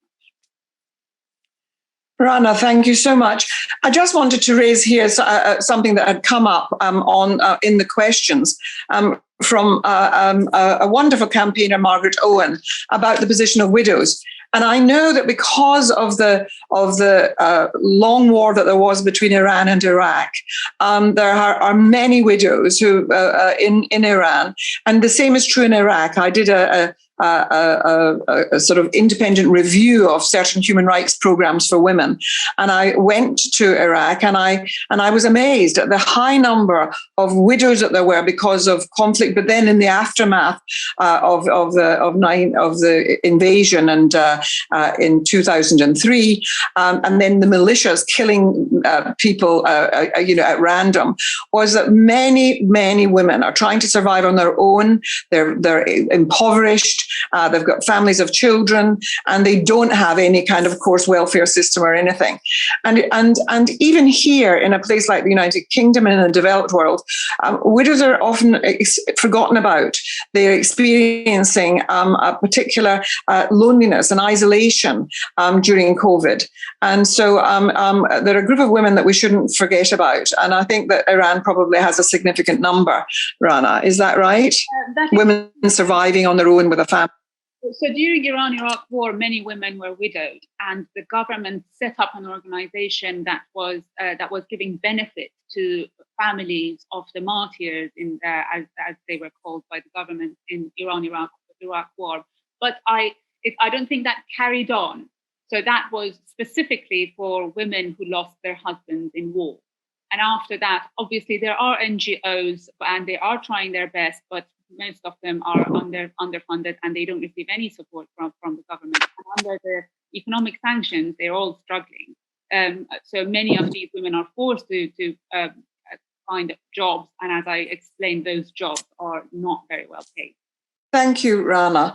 I'm now going to move on to Vrinda Grover. And Vrinda is based in Delhi, in India. I want to tell you that she is one of the great lawyers there, and it's lovely to see her and to welcome her to this session. She's a specialist. Well, is she a specialist? She's a specialist in all the areas of law that I pay attention to. So her name comes into my life very often. She's a constitutional lawyer. She's a criminal lawyer. She's done many of the landmark cases in India, particularly around domestic violence, sexual violence. She's a human rights defender par excellence, and she's done lots of work on death row cases.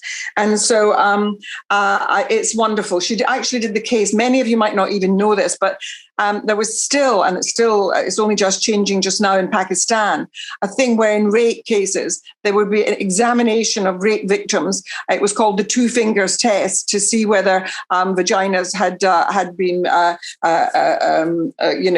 overused in the past, or whether as if only virgins could be raped. Anyway, Vrinda, you're a heroine, and it's lovely to see you. Welcome. How is COVID doing in India for women? Thank you, Baroness, for a very generous introduction. And I'm honored to be on this program and the panel, sharing the panel with all of you. I will quickly jump into the impact of COVID on women. As we know that on 24th March 2020, the Prime Minister declared a very strict and complete nationwide lockdown, limiting movement for the entire 1.3 billion population. The National Human Rights Commission recently, in October 2020, after engaging some human rights persons as advisors, stated that COVID-19 crisis and lockdown has had a gendered impact in terms of workload and reduced economic opportunities, increase in incidence of gender-based violence, communalization and racialization, and lack of access to health facilities, food, nutrition, and to financial and productive resources. So the COVID virus did not strike bodies across the globe or even within India. It discriminated as it struck human bodies. It discriminated between bodies of abled and disabled, between trans, lesbian, gay, queer, and other bodies. Between the gendered impact of these bodies today can be felt across the country. While in India, the coronavirus has taken a relatively lesser death toll, the shadow pandemic of domestic violence has been pervasive and devastating. The under-resourced and overstretched legal system, embedded with socio-cultural bias, reluctant to recognize violence against women as a crime and a wrong, was inaccessible and unresponsive even in non-pandemic times. One of the conclusions that I want to draw here is that when you have a broken system, at a moment of crisis, it will become dysfunctional. So if you have not invested in having shelter homes, protection officers, the system will not respond to the crisis. And that is one of the serious learnings that we must draw from this. Similarly, the understanding that the home, which was envisaged during the pandemic as the safe refuge from the deadly virus, placed under spotlight once again that family and home were a primary site of violence and exploitation of women. The home remained the site of women's unpaid reproductive labor, invisibilized and not recognized as productive employment, both by mainstream economics and law. And I think the time is now, we cannot any longer adjourn a discussion on wages for labor, housework, and labor performed by women, and recognition of the same. Work from home, a fancy acronym which entered our vocabulary, as home was seen as a site of rest and comfort, which technology turned into a workspace. Similarly, in India, most of us did work from home, although women have been working in home forever, and that remains to be acknowledged and recognized. A study recently done in India shows, by the Time Use survey, that 92% of women aged between 15 to 59 years participate in unpaid domestic activities and spend 9 times more time on household duties as compared to men. With the use, obviously a pervasive use of technology, even in India, we saw sexual harassment simply change its platform, and complaints of sexual harassment, including Zoom bombing, obscene and pornographic materials when women's academic conferences were being held, has been reported. And I myself was just 2 days ago on a webinar when we had repeated disruptions. And clearly these are targeted when issues relating to women by women are being discussed in academic conferences and otherwise. Access to public health care became a crucial issue, particularly around reproductive health care. India has the world's 4th lowest healthcare budget in terms of its share of government expenditure. We do not have anything like the national health services available in the UK. And people pay for more than 70% of the health expense themselves, and only half the population has access to even the most basic healthcare services. A public interest litigation that I did during this period was when women were not able to access hospital services for child delivery because all services had been blocked exclusively to cater to the needs of the pandemic. And so neither ambulances nor hospitals were available and we had to get a court order to get this facility open and available for women to give birth to children. Similarly, access to contraception and abortion services became extremely restricted. I now want to turn perhaps to the community that was most significantly impacted was the migrant workers in India. The sudden and unplanned imposition of a nationwide lockdown on 23rd March and its accompanying restrictions impacted 40 million internal migrant workers, leaving them without shelter or a source of income, an unambiguous indicator of the precariousness of their existence. Women who constitute a significant part of the migrant workforce were compelled to walk back home on foot across hundreds of kilometers. A haunting image that encapsulated the adversities faced was of a female migrant laborer lying dead on the railway platform due to dehydration and starvation, and her infant child unaware, sitting and playing beside her. We have the largest proportion of women working in what is described as the informal or the unorganized workforce. There is actually nothing informal about it. The only thing unorganized is that there is no protection of the law available. And with increasingly more women going into that form of industry, unless the rubric of legal protection is provided, we are going to see a rapid rise in feminization of poverty in countries like India. In fact, the government has chosen the pandemic to introduce amendments in the labor code, which will make unionization very difficult and actually increases the work hours during the work shift, which I think is very poignant to remember at this moment because we historically commemorate March 8th as International Women's Day, also in memory of the struggle led by garment factory workers in the US for an 8-hour work shift. So we are back at a time when in India, we are struggling for coming back to an 8-hour work shift, and women are going to be increasingly impacted by this. During this period, access to justice was not only difficult because courts closed and turned to a virtual mode, and we are only now returning back to physical. And while that was required for health considerations, we saw that when people knocked on the doors of the Supreme Court for giving some relief to particularly, say, migrant workers, the court said that they will defer to the wisdom of the state rather than scrutinize the actions of the state and hold them accountable. Even amongst women, I would like to especially speak about, say, sex workers, trans women, rag pickers, whose very nature of activity requires public interface and public interaction.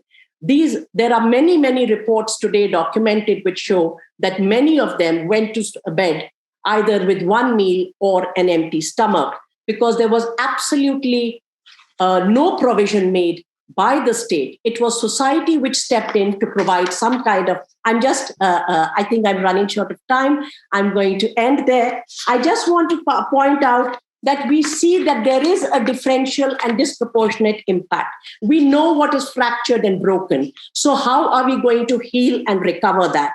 And here I want to speak about when we went into COVID lockdown, there was a huge protest going on across the country against a discriminatory citizenship law. Women were at the forefront of that, saying that they want inclusive, secular citizenship. Today, on the outskirts of Delhi is the largest protest known in history by farmers seeking repeal of certain farm laws. In those protests are women who were told recently by the Supreme Court, women should go home. And women have come in large numbers today to celebrate March 8th and say that women toil in the fields and in the homes and must be recognized. And the intersectionality here is that if we need to change the system, we will have to join hands with these protests. Our freedom to protest, our freedom of expression, it is contingent upon democracy staying alive, contingent on that, our rights of women to stay alive. And I will stop there. Rinda, thank you so much. And on the questions that are really in the chat, there's a welcome of your insight into the fact that working from home almost suggests that women lie on a sofa eating grapes normally, as if they don't work at home anyway. Anyway, I'm sure that we'll come back to you when we get to having a little bit of a chat at the end. Ria Tabakamar is our third panelist, and she is the director of the ACLU's Women's Rights Project, and she is has done the most remarkable work. She is on the list as being one of the most influential African American women in the United States, and she oversees the ACLU's litigation on LGBTI rights, and she is a power in the nation over there. And so I'm really thrilled, Ria, that you've made time, because I want you all to remember, this is very early in the morning where Ria is, and she's got up at the crack of dawn or even before dawn in order to join us. Ria, over to you. Thank you for coming.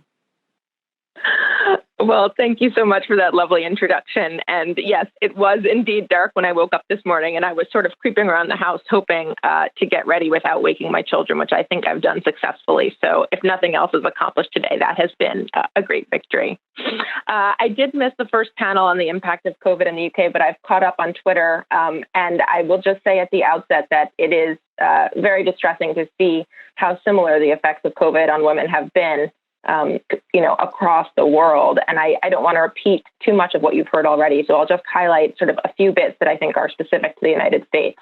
And one is really not only the gendered impact, but the racial impact of the pandemic. We saw right at the outset when lockdowns were imposed in March of 2020, women, but particularly Black women and other women of color, were among the very first to be furloughed and laid off or to have their hours reduced.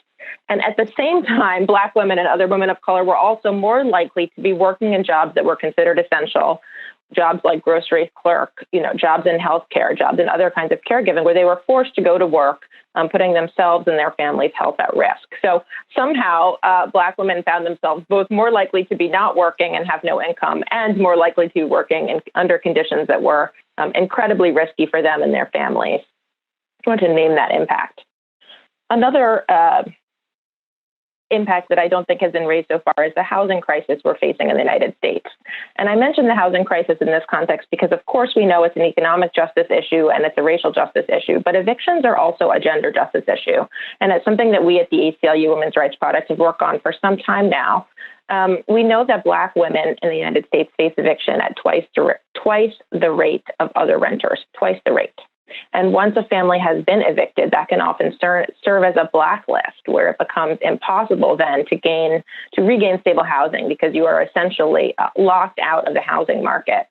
In a typical year in the United States, we see about 3 million eviction filings. Of course, that's far too many, resulting in about 1.5 million families losing their homes. This year, we've seen estimates in 2020 as many as 30 to 40 million families facing eviction filings. So again, 30 to 40 million families facing eviction filings. And we know that nothing the government has done to date is remotely sufficient to stave off the coming crisis. There have been some eviction moratoria in place, some by the federal government and others by states. I just want to point out that none of those moratoria actually fully prevent evictions from moving forward, and they also don't apply to all renters. So there are real gaps even in the relief we have.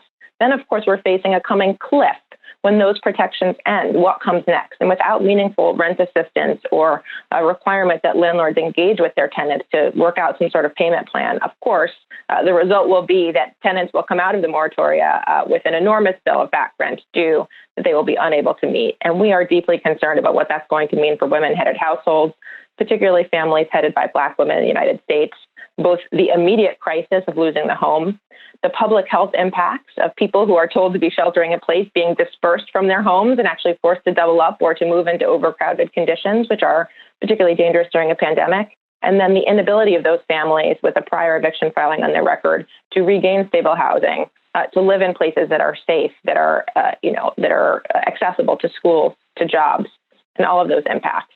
So we're very concerned about that. The other piece I wanted to highlight is that for us in the United States, the COVID pandemic also coincided with the final year of the Trump presidency. And I can't join this panel without naming that because, of course, Trump was in many ways the most anti-woman president we've had in recent history. He was elected despite or perhaps because of the fact that he boasted about grabbing women by the pussy. He claimed that lying about rape was part of his job description. His administration rolled back protections for sexual assault and harassment survivors in schools. And so we saw that cruelty, the cruelty and the lack of value placed in women's lives also play out during the pandemic. And I just wanted to showcase just a few examples of that because it is something that I think was specific to the United States and specific to what we experienced last year.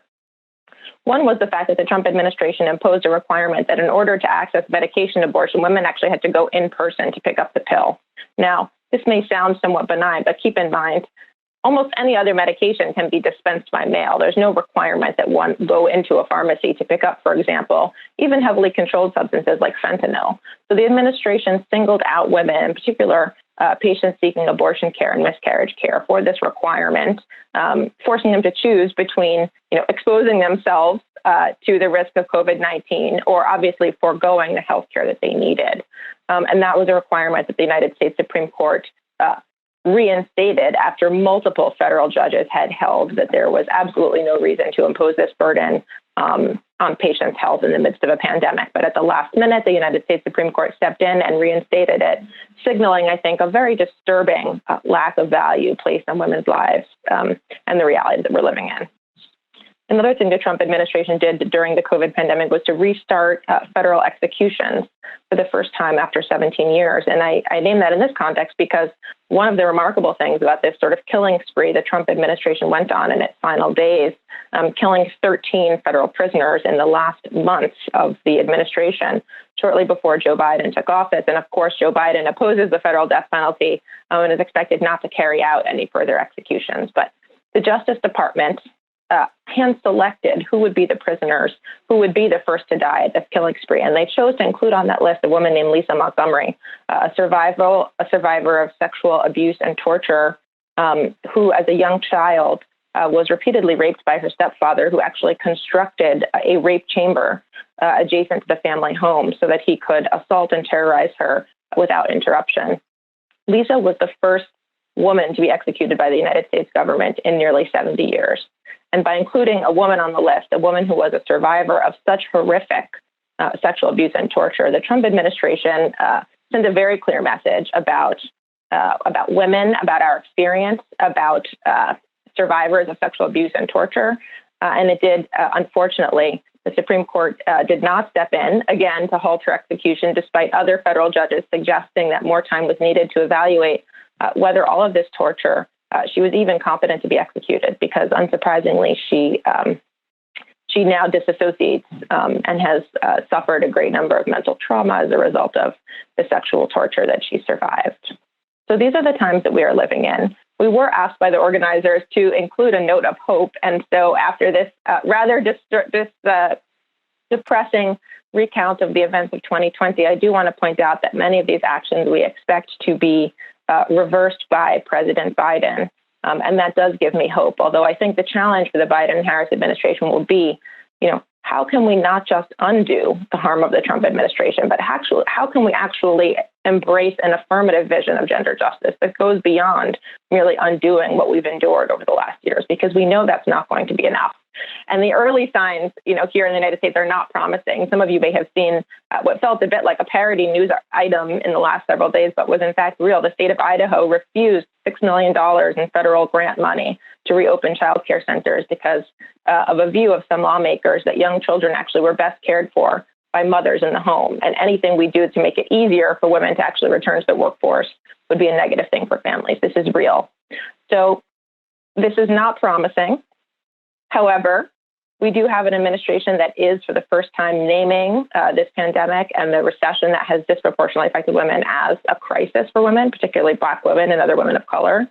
And we are cautiously optimistic that that will help us to really seed real change. Again, not just a restoration of the status quo, because we can't go back to where we were 4 years ago, but how can we actually look beyond and take this opportunity to recognize that these problems are not the failings of individual women. They are not the failings of individual families. They are systemic failings, and that means we can look for systemic solutions. Ria, it always depresses me to think that this is the richest country in the world, and the levels of inequality and discrimination. It's just always a source of horror to me. And all I can say to you, though, is that the one bit of light in all of our lives was to see the end of the Trump era. The end of his period with power and and the levers of power in his hands, but I can see that it's going to be an uphill struggle to recover from the long journey of inequality that has preceded these events. Rana, I wanted Rana to can I have the cameras of my other participants on? Thank you, Rana. First of all, I think that you wanted to correct something that was on the figures, on the statistics. I think it's 1 million jobs that have gone. Yeah, 1 million people who have lost their jobs, the majority of which are poorly paid jobs, and many women are working in those jobs. So I wanted to ask you, Rana, about your own position as a journalist here, who's covering Iran. Do you experience hate? Do you experience harassment and threat? Of course, on all fronts, from the Iranian government and their trolls and agents online, from receiving death threats, and not just by the Iranian agents. No, I'm sure. From all sorts of political groups and parties and the opposition. And it's a daily trouble, and it's not very easy. No, I'm really sure. And what about covering the numbers who are suffering from COVID? And does the regime mind that the story of COVID in Iran is being covered in the way that you're covering it? There was a huge cover-up for the first few months. Iran was late to announce the arrival of the virus in the country last February for two reasons. One was that there was re-election, and the turnout was very important to the authorities. And second, it was the anniversary of the victory of the revolution. And they wanted a big turnout and street marches. So there was a cover-up, and they didn't announce people, and they didn't tell people to stay inside because they cared about those shows of legitimacy for the cover-up. And when it finally started, they were very slow to announce the actual number. There were different reasons for that. One was the lack of testing infrastructure. So they didn't have enough tests to know how many people were contracting the disease. And we finally, a few months later, received some data from sources inside the country about the actual numbers. And it turned out that the number of people who have died of the disease was way underreported by the Iranian officials. Yeah. And obviously that didn't go down well. The fact that we made it clear that they were lying. I mean, we know that that's true of many countries and many, particularly authoritarian regimes. They don't want the world to know. They want to have these events where they can, if there's nothing, there's nothing a Trump-like leader likes more than being in front of a big crowd where they can perform and do their bit. So it's about men with enormous egos, narcissistic child men who are leading these nations. Anyway, I want to ask you, Vrinda. There's a question. I'm taking down questions out of the chat box. One of the things that's being asked is in relation to that very issue about a drift. Is being suggested it's a drift towards authoritarianism in India. It probably feels like more than a drift to you. And the question is being asked is that stopping women protesting about, for example, the ways in which women experience violence? Is it stopping women's freedom of speech? There is, as you very rightly pointed out, there is a definite democracy backsliding that is taking place in India. And it has now been there for the last 5-6 years. The trend is very clear now. There is fear. There is fear amongst people to speak and to organize and to protest and to hold the state accountable. For instance, a lot of women's rights NGOs work with foreign fund support. The foreign FCRA law in the country has been tightened in a way that any work and advocacy that you do will be scrutinized so heavily that if you were to participate in anything or you challenge or question even a government program, your foreign funding will be stopped. So there are multiple ways in which women's voices are being choked. Apart from the fact that what is remarkable, and I think this was said earlier also, we are today seeing women at the forefront of democratic protests across issues, whether on citizenship, farmers' rights, environmental rights. We are seeing women of different ages leading those protests. And I think this is not a coincidence. There is something here and we need to study it. And we need to understand how women are seeing their futures linked to all these struggles and protests. And women are being incarcerated. Young women, human rights defenders, are today imprisoned simply because they have spoken. Not one of them, even as per the state, has ever indulged in any act of violence. Their crime is that they have organized citizens, they have protested, they have challenged the state on their policies, which are taking away and denuding our citizenship. And the law, and this is something you would be interested in. What is the favorite weapon of the state today? It is criminal law. Police powers and criminal law is being used to delegitimize activities and human rights and freedoms that we should exercise in every country, particularly a country that calls itself the largest democracy. Which, of course, India is. I just wanted to pull some of these threads together. It was really wonderful hearing you giving voice to the business of intersectionality, as indeed Mary did, in speaking about the importance of seeing the layering of discriminations that take place.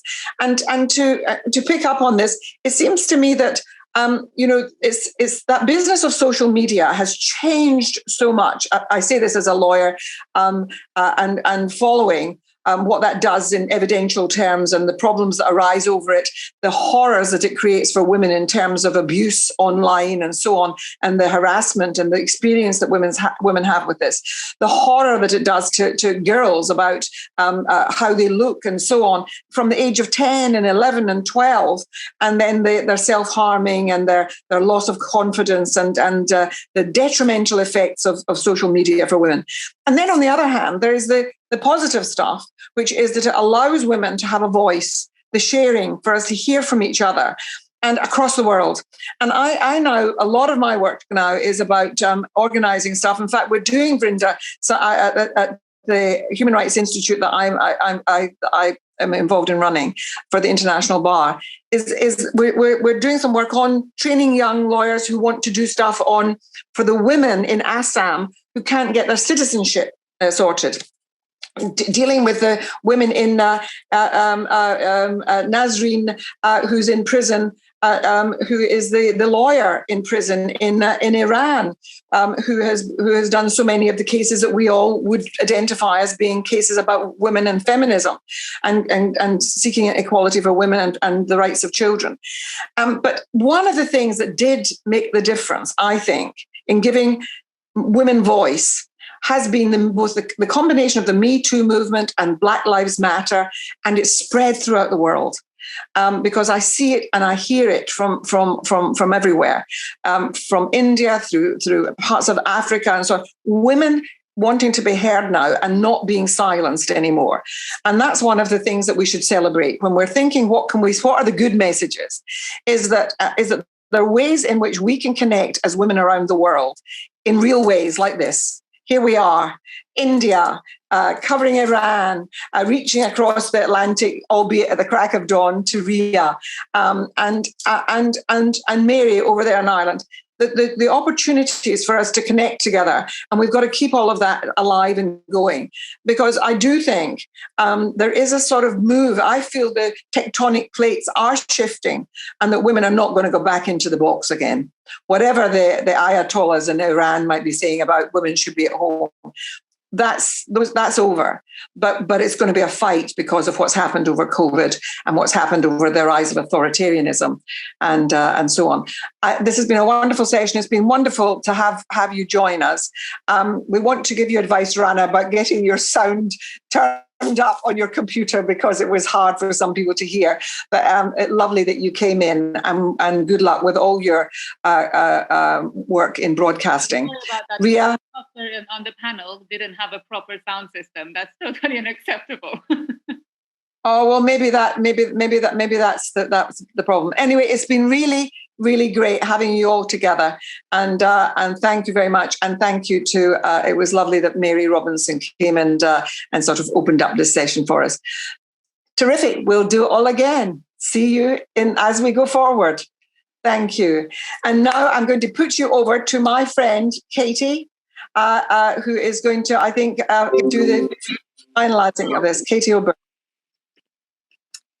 Thank you so much, Helena, Mary, and panel. Ray, I'm just checking, can you hear me okay? Yes. Yes. Okay, thank you. Today we've explored the multifaceted impacts of COVID-19 and its shadow pandemics on women's rights in the UK and around the world. The struggles are real and complex and ongoing, but our extraordinary speakers have shown that we have the best possible allies in this fight. As Mary and Ria have said, we cannot go back and we must move forward. I'm pleased to report that we have had the most attendees ever at an IWD event, over 250 people, so thank you. We are now well over our goal for our Women's Aid fundraiser, but we want to give more. Donations remain open for a few days, so please do dig deep if you're in a position to do so, to support the life-saving work of Women's Aid. As we look towards the future, we hope that we might see you in person in 2022, but most important is that we stay safe, stay in touch, and continue to work together no matter where we are. 3 big thank yous on behalf of the steering group. First, to our incredibly impressive speakers, chairs, and to the amazing Holly, who moved us all so much. Thank you for generously giving up your precious time to enrich us with your insight and expertise. As a gift to our speakers, we have pre-ordered Holly's new book, Slug and Other Things I've Been Told to Hate, which will be with you after its release in May. Second, to our marvellous staff at Doughty Street, Sian, Izzy, Ray and Katie Lee, true feminist dynamos for whom no task is too challenging. You are fabulous. Thank you so much. Some appropriate empowering merchandise is making its way to you. And lastly, to you all for attending, for working, for juggling, for getting angry, for raising your voices, for standing your ground, for inspiring, for caring and connecting and coping. Thank you. Keep up the good fight. As you know, we usually have a puntastic gift for those who make it through the day. So although we can't do a physical gift this year, there will be a little treat arriving in your inboxes. We will be brightening up your Zoom calls with some bespoke IWD backgrounds and helping you celebrate on the 8th of March with some feminist tunes. For now, it's farewell from us. Thank you so much and happy International Women's Day.